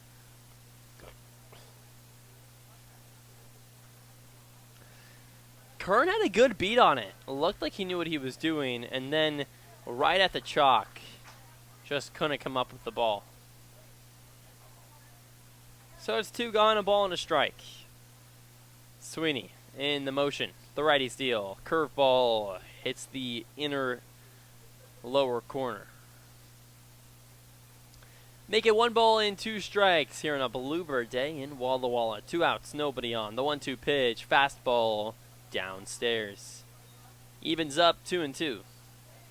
American flag waving out towards right center field. You can see all 50 stars and 13 stripes. Not the case at the start of the game. This is the next pitch. Caught him looking, strike 3. A beautifully placed curveball on the lower inside corner. Couldn't place it better myself. And it's strike 3. 3 up, 3 down. 2 strikeouts issued from Payson Sweeney. And the Walla Walla Sweets on top 13-0 over the Nighthawks. We'll be back after a short break. To the bottom of the 3rd inning we go on the Walla Walla Sweets Digital Network. Walla Walla Valley Honda is now Underwriter Honda of Walla Walla. The same great automotive family is here for all your needs. Service, parts, new Hondas, and top quality used vehicles, all backed by expert staff with the highest standards in the industry. After all, you're family at Underwriter Honda of Walla Walla and deserve the best. Visit us at UnderwriterHondaofWallaWalla.com to schedule service or a test drive today. Underwriter Honda of Walla Walla. Walk in as a guest, drive off as family. I love coming in here. Everybody is always super welcoming. They always greet me by name.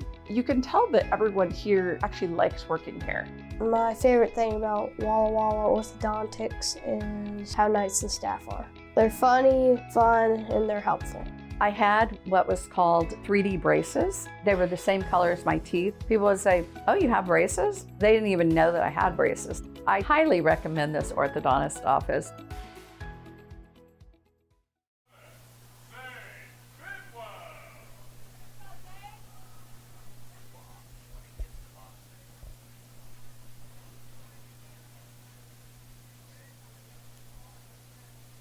The bottom of the 3rd inning starts the same as the bottom of the 2nd.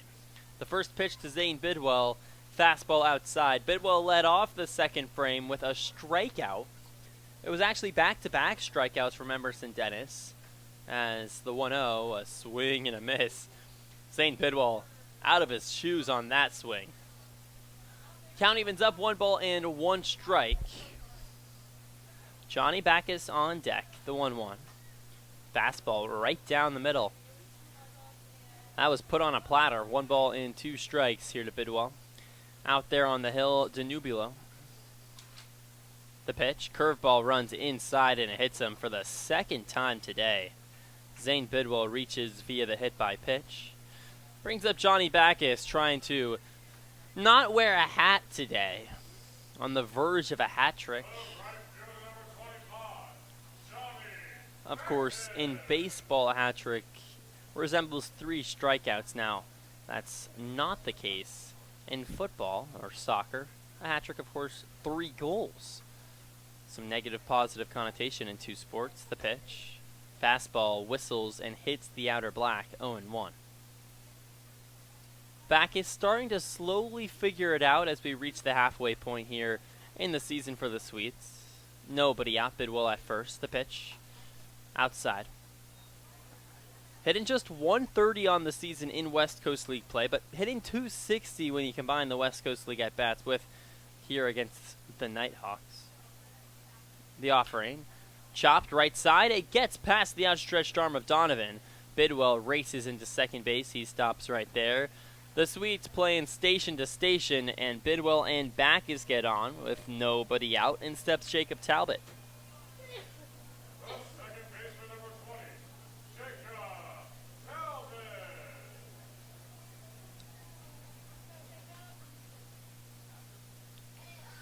Jacob Talbot, a single and a double in his first 2 at-bats.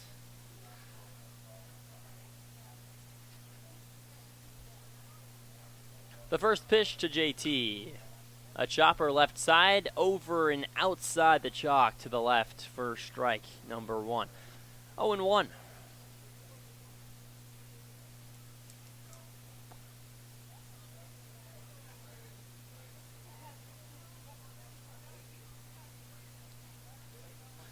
Talbot taps his black bat on the plate a few separate times. With no out, the 0-1 pitch. Fastball runs inside and eclipses left shoulder. Jacob Talbot, a hit by pitch. The second batter reaches base via the hit by pitch. First it was Zane Bidwell. Johnny Backus the single, and now Jacob Talbot wears one, and the bases are juiced for Gunnar Guile. Not often you see a guy come up for the 4th time in just what is now the 3rd inning. That's exactly the case for Gunnar Guile. 0 for 1 with a strikeout and 2 walks. The pitch. Guile washes the fastball upstairs, 1-0. Out of the University of Arizona, was just out of a trip to Omaha with the Wildcats. Says it was one of the best baseball environments he's ever been in. The pitch. Scorched on the ground, over to first. He goes to second for 1, skips, no throw to first base as Luke Kovac gets the out. A tough little hop to second base, making it look easy for out number 1. Our run scores for the Sweets, and Walla Walla now on top 14-0. Runners on first and third.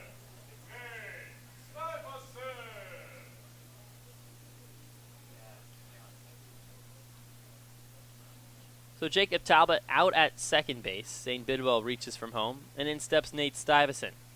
The first offering, fastball outside. Stuyvesant has walked 3 straight times, looking for 4 walks.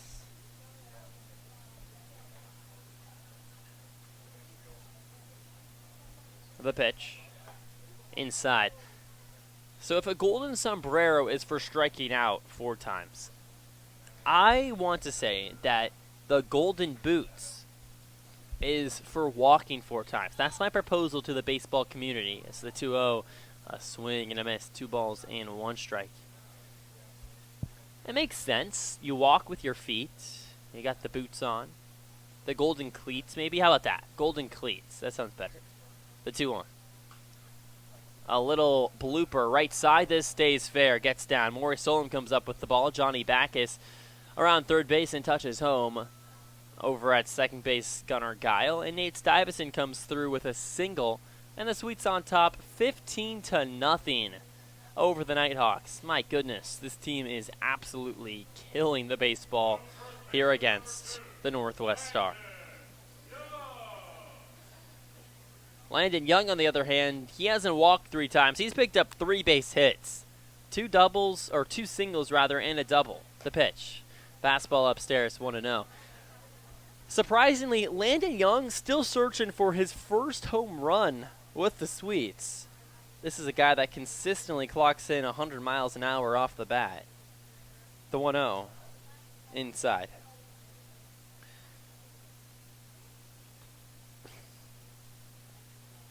Danubilo goes with the off-speed pitch. It's behind 2-0 here to Landon Young. He comes set, gets the sign for Modison. Kicks and deals. Outside. 3 balls, no strikes.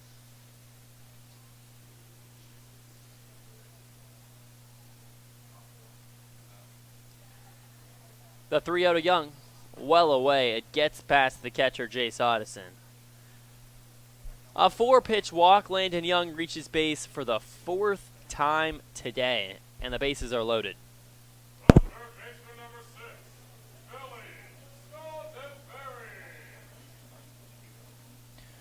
Dial at third, Stuyvesant at second base, Landon Young at first.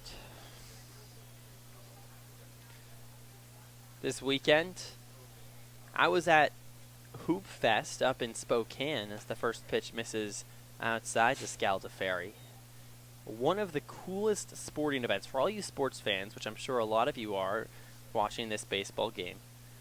Go Sweets as always, but also if you're a fan of basketball at all, as the 1-0 is popped high in the sky, a rainmaker to left center field. Working under the ball, Aaron Henry on the run. He makes the play for out number 1. Racing home from third and touching easily, Gunnar Guile. And the Sweets on top, 16-0. Staying at second base, Stuyvesant.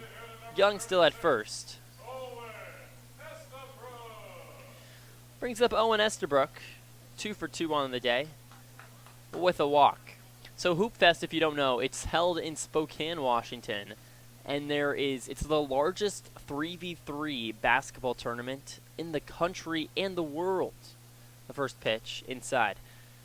I kid you not, all the streets of Spokane are just filled with basketball hoops.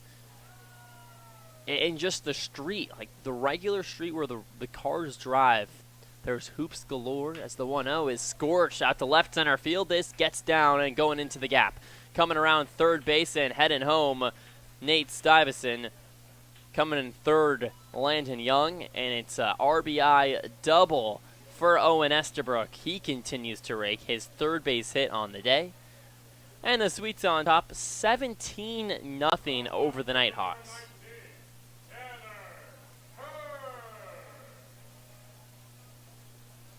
Brings up Tanner Kern, 0 for 2 on the day. A strikeout his last time up.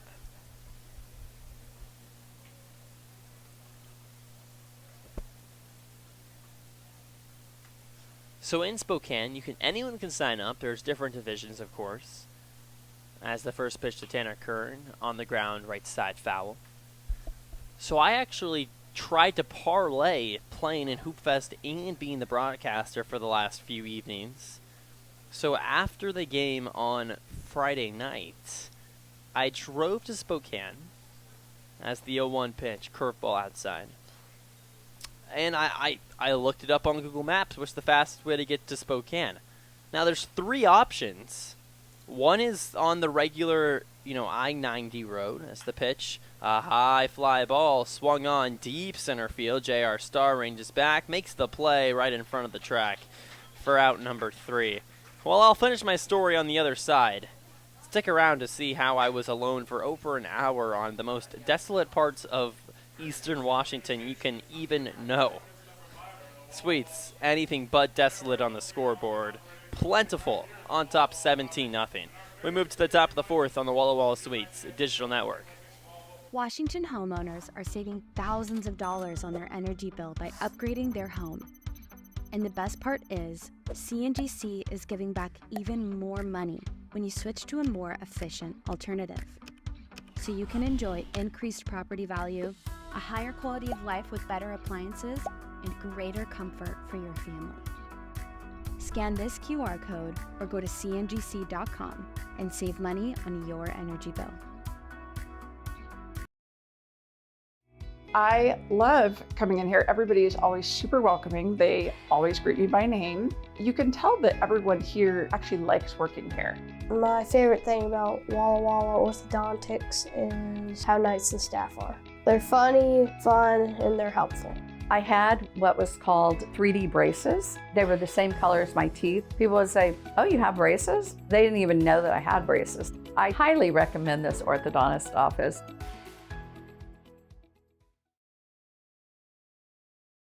Walla Walla Valley Honda is now Underwriter Honda of Walla Walla. The same great automotive family is here for all your needs. Service, parts, new Hondas, and top quality used vehicles, all backed by expert staff with the highest standards in the industry. After all, you're family at Underwriter Honda of Walla Walla and deserve the best. Visit us at underwriterhondaofwallawalla.com to schedule.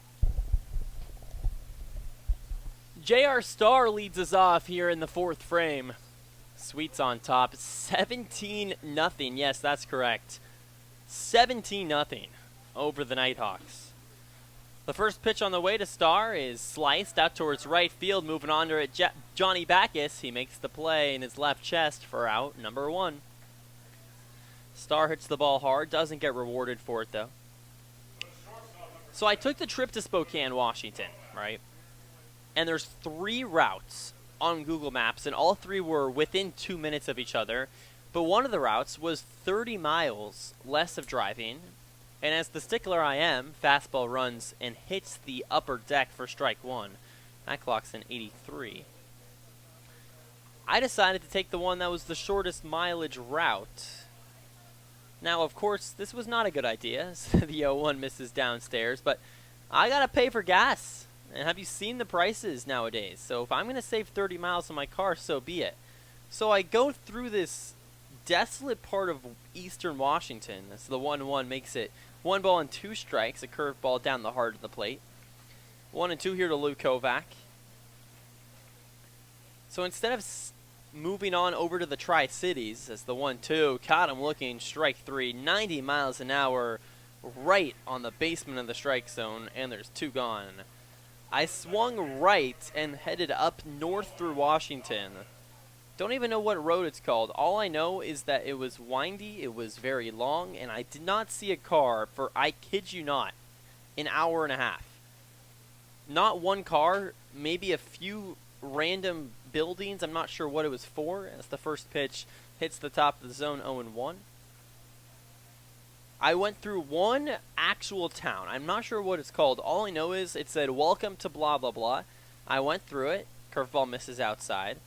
And I was thinking, who lives in this town in the middle of nowhere? The answer, no one. The buildings were abandoned. And there was it looked like no one's touched the town in 30-odd years. The 1-1 pitch. A squibber over towards short. Stuyvesant, glove, sets his feet and throws over to Landon Young as he squeezes at the knees for out number 3.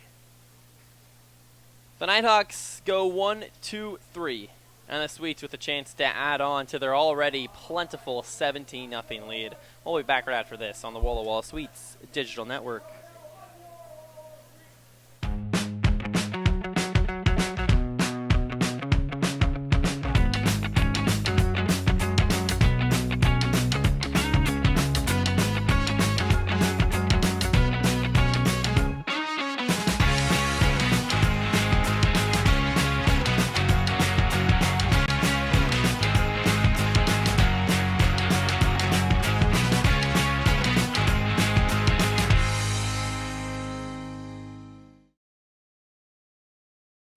I love coming in here. Everybody is always super welcoming. They always greet me by name. You can tell that everyone here actually likes working here. My favorite thing about Walla Walla orthodontics is how nice the staff are. They're funny, fun, and they're helpful. I had what was called 3D braces. They were the same color as my teeth. People would say, "Oh, you have braces?" They didn't even know that I had braces. I highly recommend this orthodontist office.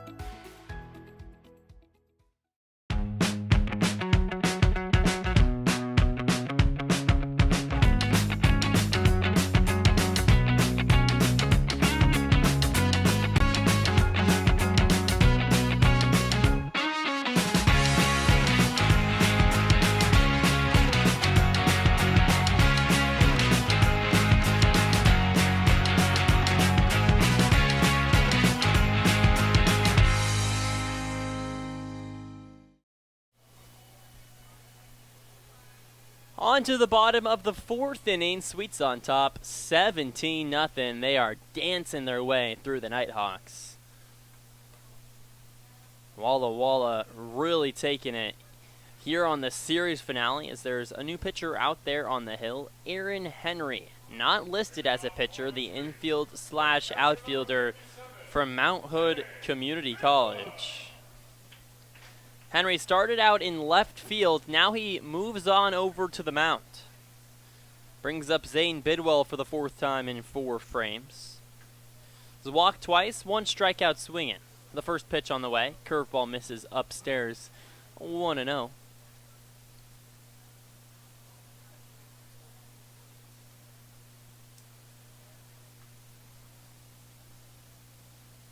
The pitch.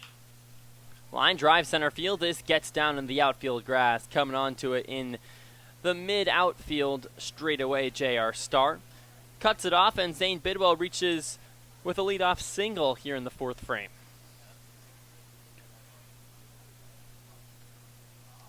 Quick update to tonight's ball game for all of you watching, listening, whatever it may be. This game has been shortened to 7 innings.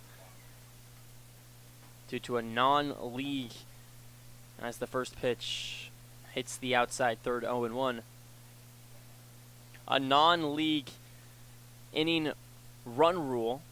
Just 7 innings between the Sweets and the Nighthawks in today's ball game.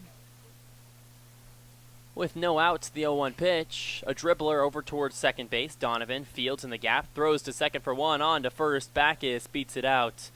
And there's 1 gone. Sweets on top, 17-0.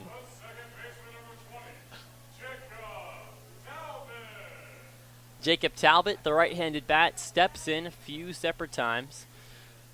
His 4th time. Talbot 2 for 2 has reached base 3 times. A single and a double in the 1st and the 2nd frame. Comes set, Henry, the pitch, misses outside. 1-0.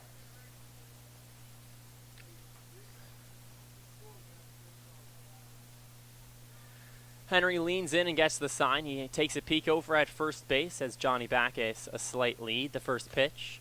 Curveball hits the upper inside corner. Misses just a hair high according to TrackMan, but gets the call. 1 ball and 1 strike.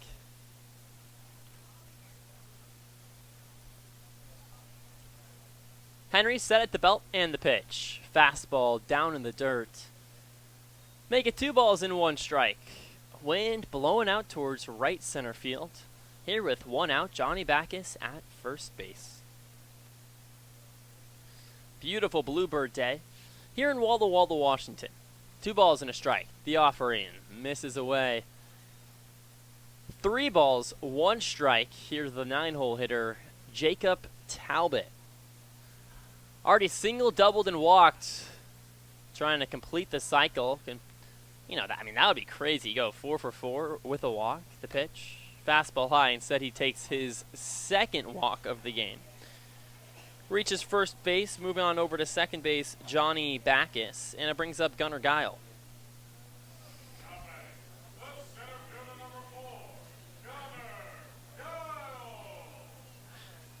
Guile waves his bat a few times around.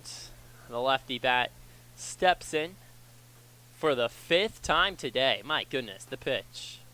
Clips the outside black 0-1. The Sweets are going to have a tough test. They face the Nighthawks, obviously not the most stout of opponents. You've seen it here in this ball game. Walla Walla on top 17-0. Curveball misses outside. Count evens up 1 ball and 1 strike. But then they got to go right into it with potentially the biggest series so far of the season against the Bend Elks. The pitch. Check swing, did he go on a fastball inside? He did not. Make it 2 balls and 1 strike. And I say that because Bend is right there with the Sweets in the South Division, just a couple games behind Walla Walla. And at the end of the season, you just never know what could be. As the 2-1 pitch is scorched first base side foul. Count evens up 2 balls and 2 strikes. You never know what tiebreaker could be what. The Sweets and the Bend Elks could potentially be playing for that 4th wildcard spot at the end of the year. Maybe the second half, who knows? The pitch. High fly ball out towards shallow left field. It's the shortstop Kovac that makes the play where the dirt meets the grass as he squeezes his left-handed glove for out number 2. A more speedy bottom of the 4th inning, but that's what I said in the second frame, and then Walla Walla rallied off 7 batters where they went 4 hits, 3 walks, and plated another 3 runs. That brings up Nate Stuyvesant for his 5th time. 3 walks and a single. The first pitch misses outside, 1-0.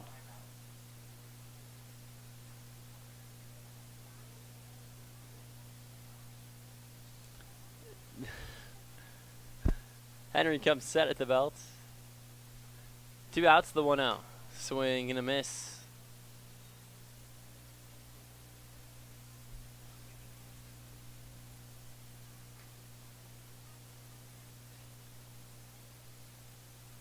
One ball and 1 strike, 2 outs, 2 on. The righties deal a slow-moving off-speed pitch downstairs. Aaron Henry not listed as a pitcher, just trying to give his team some innings. Here in the 4th frame, just a 7-inning ball game today. As the next offering poked right back up the middle on the ground, touching second base is Luke Kovac, and that will be that. The Sweets, for the first time in this ball game, do not play to run. Leave 2 on 1 hit. No errors. Sweets on top, 17-0. We'll be back right after this on the Walla Walla Sweets Digital Network.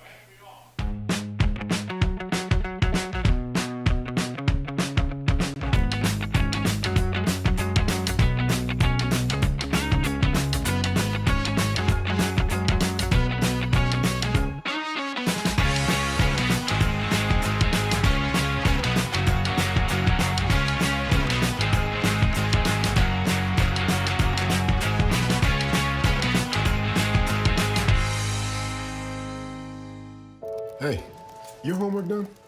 Yep.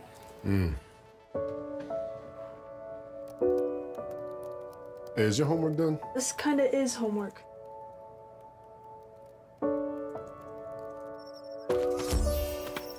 So, what do you think? I'm so proud of you. Can I play some more? Is all your work done? Washington's Lottery is a proud partner in the goal to promote college and career training. Each time you play, you're helping students statewide.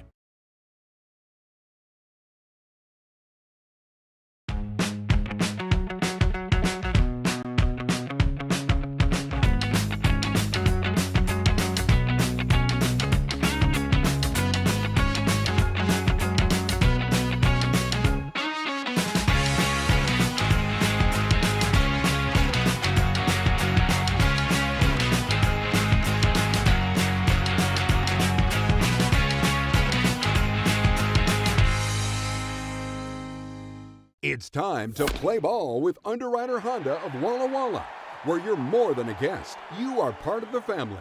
And here's an exclusive offer for all you Sweets fans. Show us your Walla Walla Sweets ticket at your next service visit and receive 10% off any regular price service performed. Formerly Walla Walla Valley Honda, same great automotive family and proud sponsor of the Walla Walla Sweets.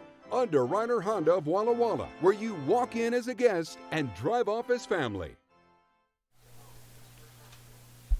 We move to the top of the 5th inning here in this 7-inning ball game between the Sweets and the Nighthawks. The first pitch, check swing, foul tip into Zane Bidwell's glove for strike number 1.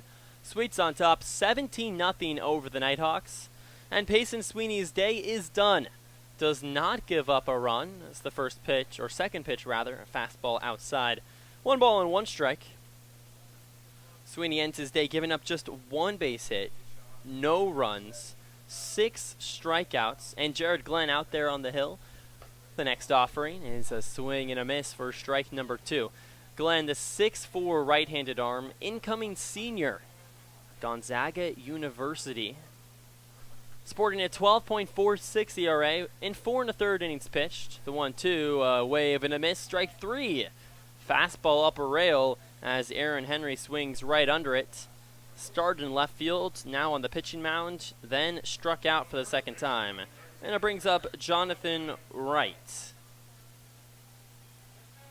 Wright steps in as the right-handed bat. Struck out his last time up. The offering from Glenn.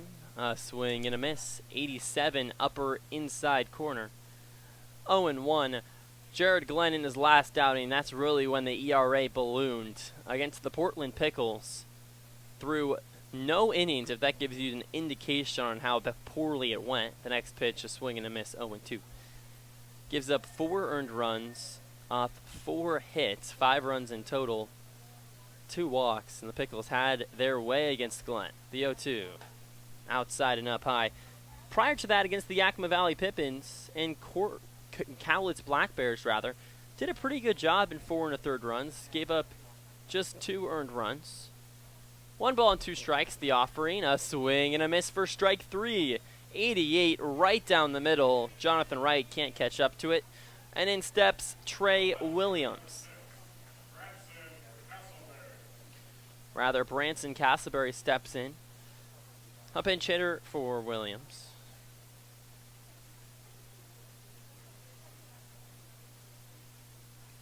The first offering to Castleberry scrapes the basement of the zone, 0-1. In yesterday's ball game, Castleberry goes 1 for 4 on the day, hitting 154 on the season. Glenn's in the motion, 2 outs, the 0-1, a swing and a miss, 0-2. Jared Glenn a pitch away from striking out the side. No balls and 2 strikes. For the pitch, fastball up and in, 1-2.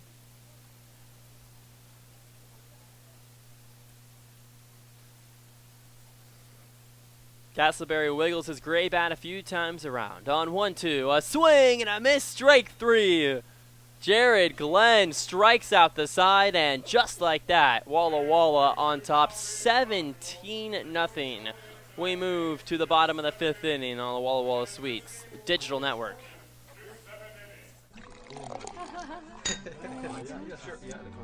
Tasting fresh isn't hard with Blue Mountain Cider Company. As the official hard cider of the Walla Walla Suites, our award-winning ciders have been crafted with love from local apples since 2003. Crisp, refreshing, and less filling than beer, Blue Mountain Cider is the perfect choice for any occasion. Check out our 8 flavors including peach, cherry, and harvest blend this summer. These ciders are sure to be a home run. Join us on Facebook and at drinkcider.com to learn more. Blue Mountain Cider Company, an apple a day, 1 glass at a time.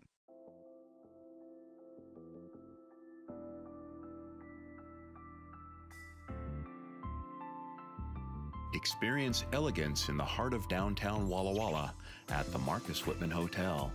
Call for reservations at 509-525-2200 or visit us online at marcuswhitmanhotel.com.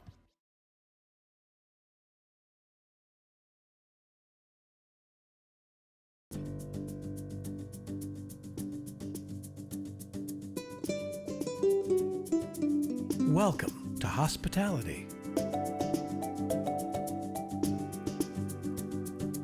Welcome to luxury.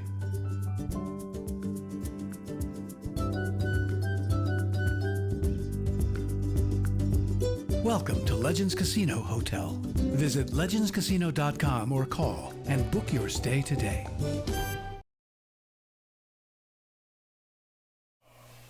Landon Young steps in with a right-handed bat here in the bottom of the 5th inning. Sweets on top. Get ready for this. 17-0 over the Nighthawks. The first pitch to Young outside, 1-0. Landon Young 3 for 3 on the day with 2 singles, a double, and a walk his last time up. Grips his gray bat with the aquamarine batting gloves. Puts it high above his right shoulder. On 1-0, Henry comes set. The deal. Hits the very top of the strike zone, 74 mile per hour. Not sure if it was an off-speed pitch, a fastball, most likely the fastball, as Aaron Henry, a position player out there on the hill, just trying to get this over with. The 1-1, fouled back. Miraculously, Aaron Henry actually spun the first inningless, runless inning Back in the bottom of the fourth, the Sweets leave 2 on. And now ahead, 1 ball and 2 strikes to Landon Young. Comes set, and the pitch on the way. Outside. Make it 2 balls and 2 strikes. Let's take a look around the league here on a Sunday in the West Coast League. Of course, this game doesn't count towards WCL standings as the 2-2 pitch to Young trails away and is devoured by the dirt. Count runs full, 3 balls and 2 strikes. The Bellingham Bells double up the Kamloops North Paws. That game started at noon, and the Bells beat the North Paws 4-2. The Edmonton Riverhawks lose against the Night Owls 5-3 as the next pitch flied back behind the netting. Young stays alive. 3 balls and 2 strikes, no outs, nobody on. We run final as the Port Angeles Lefties take down the Kelowna Falcons 9-2. The Bend Elks handing it to the Pippins. Not what you want to see from a Sweets perspective. 7-0 in the top of the 8th as the next pitch, curveball, is battled away. Barely rides above the rail and out of play. Count remains full.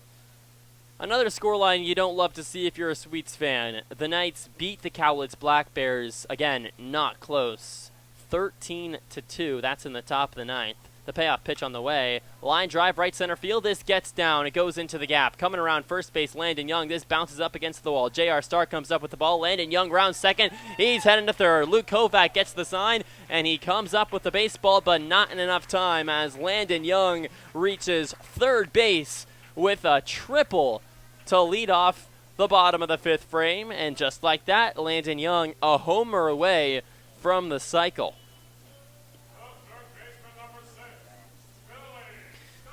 Brings up Billy Scaldaferri.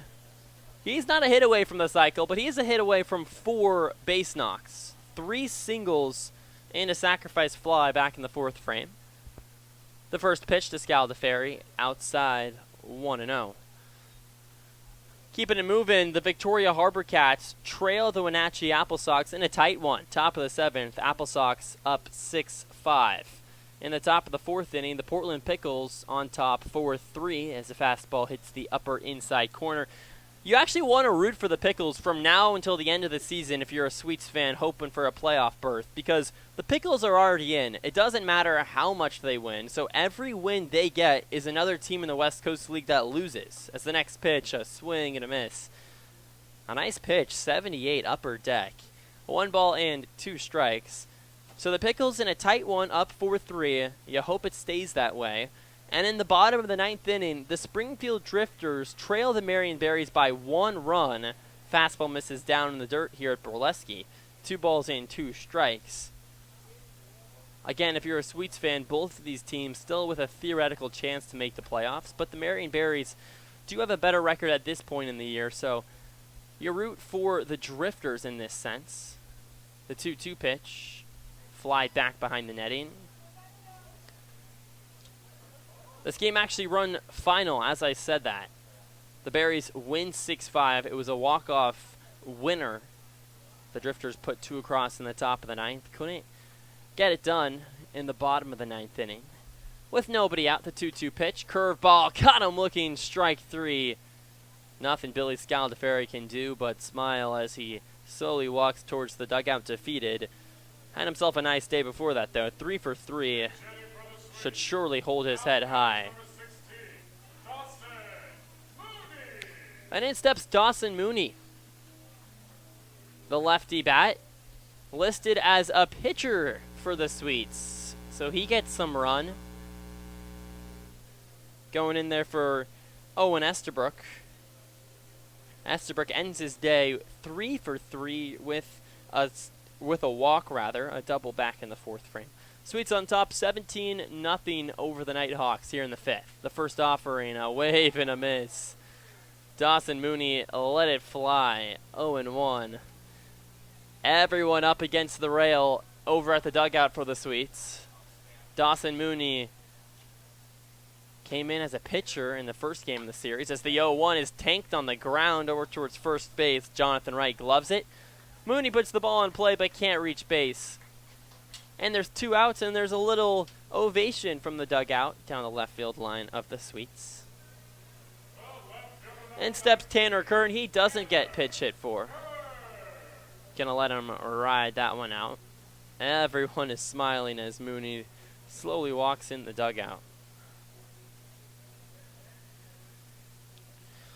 Tanner Kern 0 for 3 on the day, searching for his first base hit. It'd be good for the morale going to Bend this week as the pitch is dribbled up the middle over towards Luke Kovac's glove. On the run, he fires a strike into the chest of right for out number 3. Tanner Kern ends his day most likely 0 for 4. And the Sweets on top 17-0. We move to the top of the 6th inning. Just 2 more innings in this baseball game. Once again, the Sweets leave one on, a triple off the bat of Landon Young. We move top 6 on the Walla Walla Sweets Digital Network. It's time to play ball with Underwriter Honda of Walla Walla, where you're more than a guest. You are part of the family. And here's an exclusive offer for all you Sweets fans. Show us your Walla Walla Sweets ticket at your next service visit and receive 10% off any regular price service performed. Formerly Walla Walla Valley Honda, same great automotive family and proud sponsor of the Walla Walla Sweets. Underwriter Honda of Walla Walla, where you walk in as a guest and drive off as family.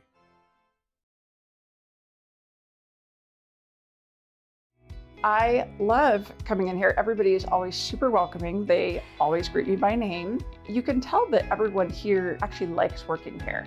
My favorite thing about Walla Walla Orthodontics is how nice the staff are. They're funny, fun, and they're helpful. I had what was called 3D braces. They were the same color as my teeth. People would say, "Oh, you have braces?" They didn't even know that I had braces. I highly recommend this orthodontist office. Whatever your printing needs, Abbott's Printing does it all. Signs and banners, rich, full-colored, high-quality commercial and digital printing, direct mailings, full-color business cards, and postcards. If you want a printing job done right, then Abbott's Printing is the place to be. Abbott's Printing provides award-winning quality and outstanding customer service. Visit abbottsprinting.com to view their selection or call 453-8202. That's 453-8202. Abbott's Printing, where the excellence is on paper.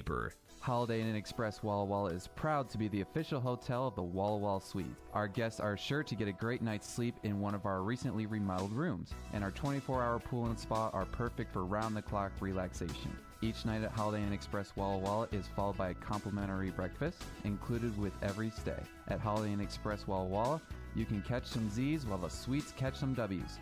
Wins, that is. Welcome back into Borleske Stadium. On to the top of the 6th. The first pitch is fouled. Third base side. 0-1. Up out there on the hill for the Sweets, taking over. Alex Figueroa. Dealing to Jace Addison. Struck out looking his last time up. The right-handed bat faces the righty's deal. Skied out towards right field. Johnny Backus on his horse. He races right side, makes a play, and he squeezes his glove over his left shoulder for out 1. A nice running play retires Addison, and it brings up Maurice Solom with 1 gone. Figueroa sporting a 2.18 ERA with the Sweets in 12 1/3 innings pitched. Now I'm sure the mindset from manager Colby Waddell is, let's just get Figueroa out there. He hasn't pitched in 5 days. That's the first pitch. Misses low, 1-0. Let's just get him out and maybe loosen up the arm for what is going to be a big series against the Bend Elks, and then potentially even a bigger one against the Pippins in the Battle of the Basin. As the next pitch rides inside. 2 balls and no strikes. Figueroa delivers from his ankles, about as close to a submarine pitcher as I've seen in the West Coast League up until this point. 9 strikeouts to 5 walks. 1 out, the 2-0. Swing and a miss. Figueroa has not given up a run in 6 of his 7 outings, but does give up 3 earned runs in 1 inning pitch against Cowlitz back on June 14th, as the next pitch skates and hits the inner third. 2 balls and 2 strikes. Figueroa works with a 4-pitch mix. The next offering is fouled off his own foot. We'll do it again. A sinker, curveball, changeup, and a slider/sweeper. 2 balls and 2 strikes.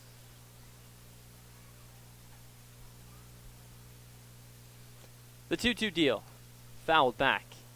So we'll do it again with 1 out. In the bottom of the 6th frame, that's going to be the Sweets' last chance to get to 20 runs. On top 17-0. This game's going to end after 7. A non-West Coast League run rule. That's what we're calling it, at least. The 2-2. Poked right back up the middle on the ground. Coming under it and chasing it, Nate Stuyvesant to throw in the run. In time. Out 2. Stuyvesant most comfortable at second base, but he sure looked good over there at short on that play.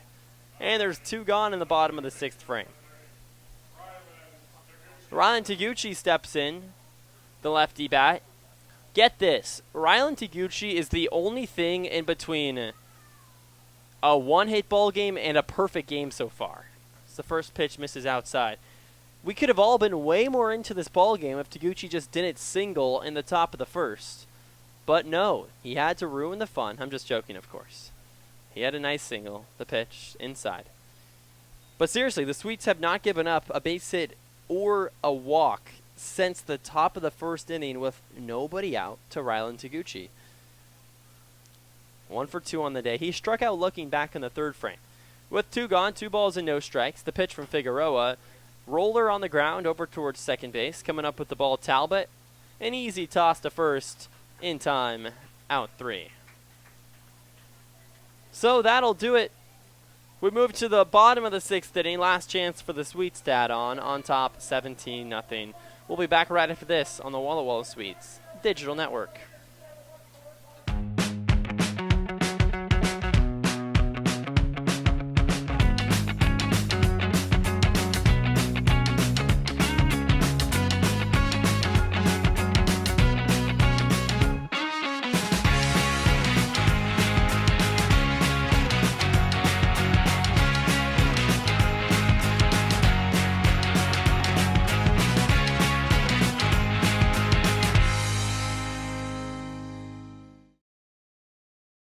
It's time to play ball with Underwriter Honda of Walla Walla, where you're more than a guest, you are part of the family. And here's an exclusive offer for all you Sweets fans. Show us your Walla Walla Sweets ticket at your next service visit and receive 10% off any regular price service performed. Formerly Walla Walla Valley Honda, same great automotive family and proud sponsor of the Walla Walla Sweets. Underwriter Honda of Walla Walla, where you walk in as a guest and drive off as family.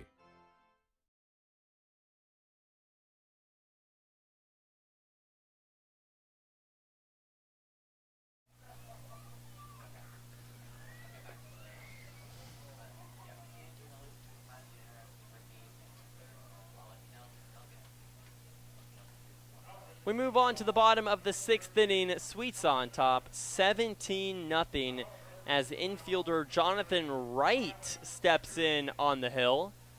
The righty arm, he digs his cleats. Still taking a first couple of practice tosses.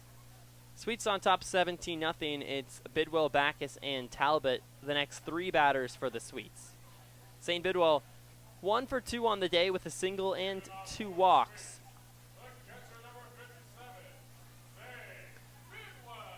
Bidwell gets into the batter's box without batting gloves. One of the few that still does it. The first pitch, outside, 1-0.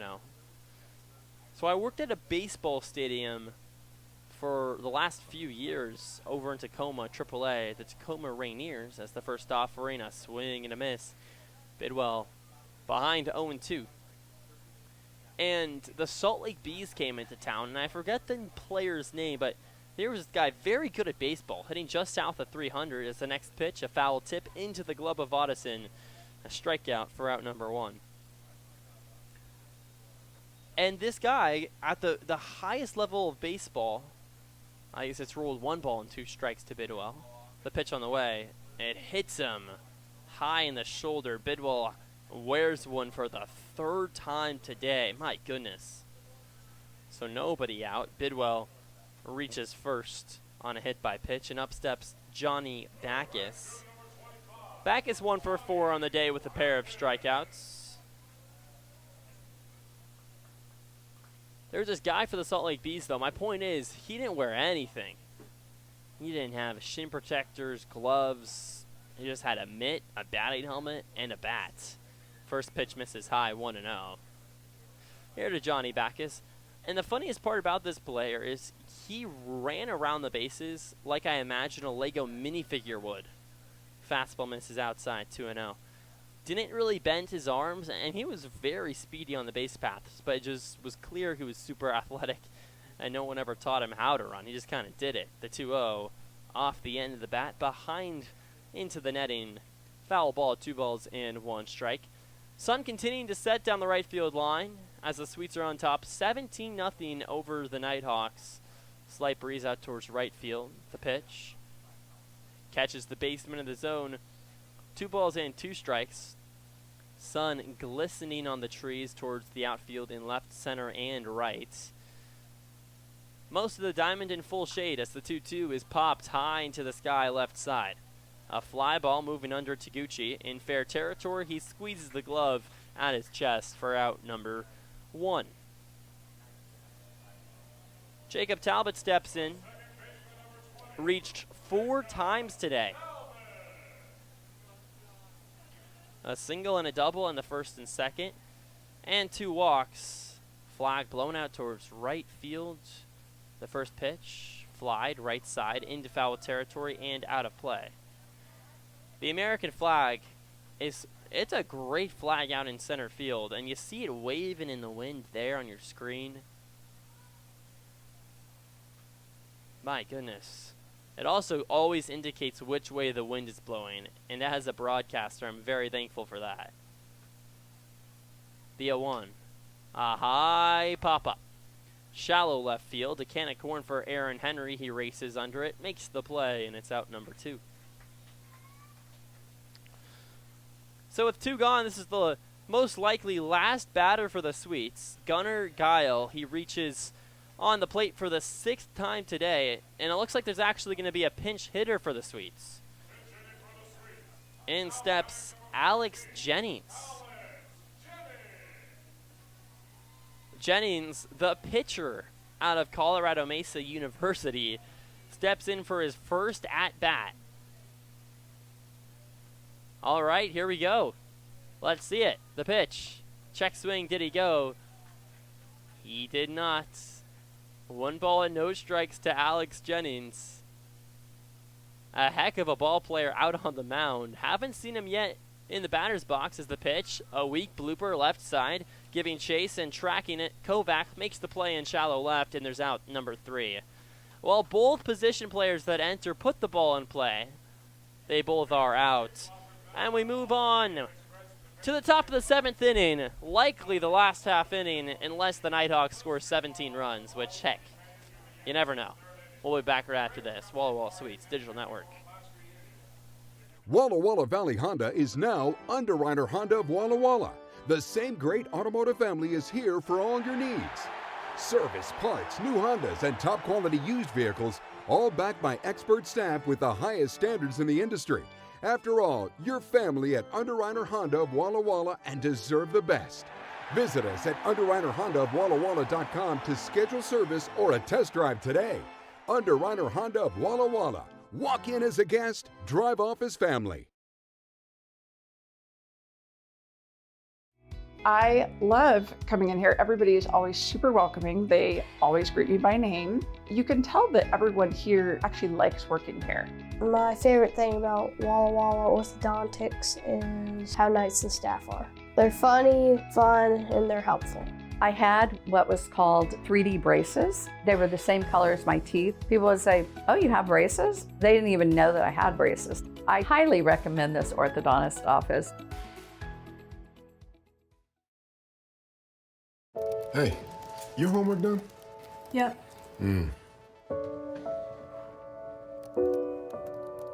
Hey, is your homework done? This kinda is homework.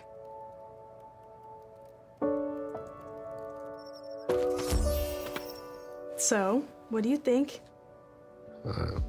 I'm so proud of you. Can I play some more? Is all your work done? Washington's Lottery is a proud partner in the goal to promote college and career training. Each time you play, you're helping students statewide. Fans enjoying some sunshine now in total shade here at Borleske Stadium, watching their team On top, 17-0. A great day to catch some baseball on a Sunday afternoon, and also the last chance to watch the Sweets for a little while now. Walla Walla goes on the road for 3 days, and the off day tomorrow, so 4 days without baseball here at Borleske for the Sweets. A 3-game set against the Pippins starting on Friday. A new pitcher out there on the mound, Lucas Dixon for the Walla Walla Sweets, their right-handed arm out of Columbia University. A 1.58 ERA with the Sweets in 5 2/3 innings pitched. 7 strikeouts to 7 walks.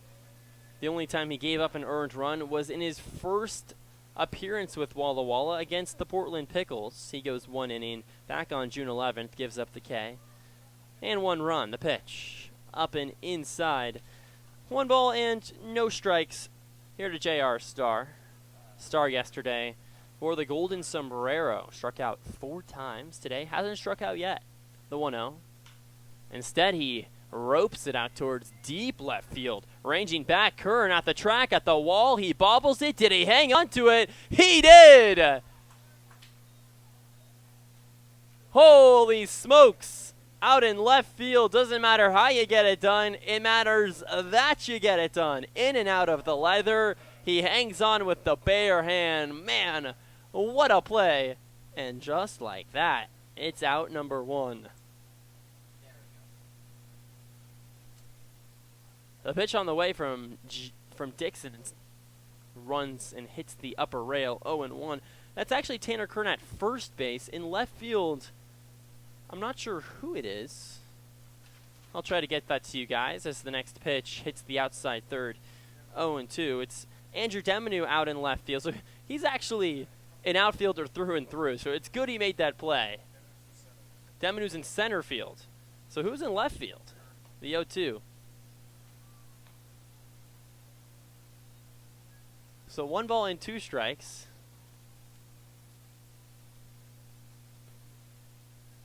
With 1 gone, the mystery of who's in left field, we'll get that to you. The 1-2 pitch, slider outside, swing and a miss, strike 3. Nighthawks down to their final out.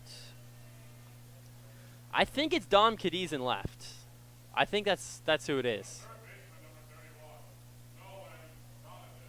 So we'll credit that play to Dom Cadiz in left field. Turns out he can also field a fly ball, along with hitting over .430 on the season, hit home runs, plays defensive excellence on first and third. He can kind of do it all. 2 outs, the first pitch on the way. Fastball well up high.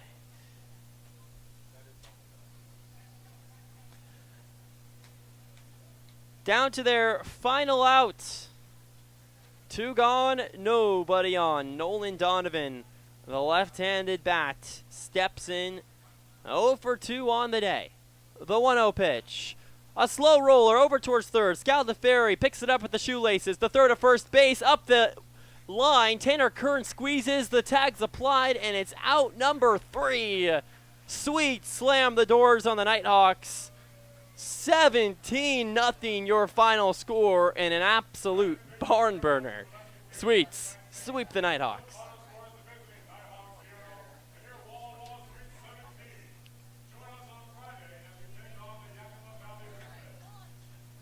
Well, just like that, the Sweets take it on a Sunday fun day in a game that was anything but competitive. Walla Walla from the jump puts on 9 runs in the first inning, and then after that just simply did not look back. Wow. How about it? On nobody but their beds, hopefully. They need some rest before another 6 games, 3 against the Bend Elks, then 3 against the Yakima Valley Pippins. Those will all count towards West Coast League play. This is the last and only time the Sweets face a non-West Coast League opponent. Walla Walla certainly took it. An average win differential nearing, well over double digits, nearing 15 runs or so over the Nighthawks in a 3-game series. Thanks so much for tuning in here on our YouTube channel, the Walla Walla Sweets YouTube digital network. Make sure to subscribe, like, comment, all those things down below. Would really appreciate it. But For one last time, I'm Drew Albaugh, your play-by-play broadcaster, saying so long and have a good evening here from Walla Walla. It's still sunny out. Can't say that often at the end of a game. Sweets take on the Bend Elks Tuesday, 6:35 first pitch. I'll have first coverage 6:15. Make sure to tune in, not on our Walla Walla Sweets YouTube, Walla Walla Mixler. The Mixler link is in Instagram. It's on Twitter. It's on Facebook. It's hard not to find it. Tune in on the Mixler if you want to listen to your boys of summer, the Walla Walla Sweets. But for now, I'm saying so long. This is Drew Albaugh, tuning out.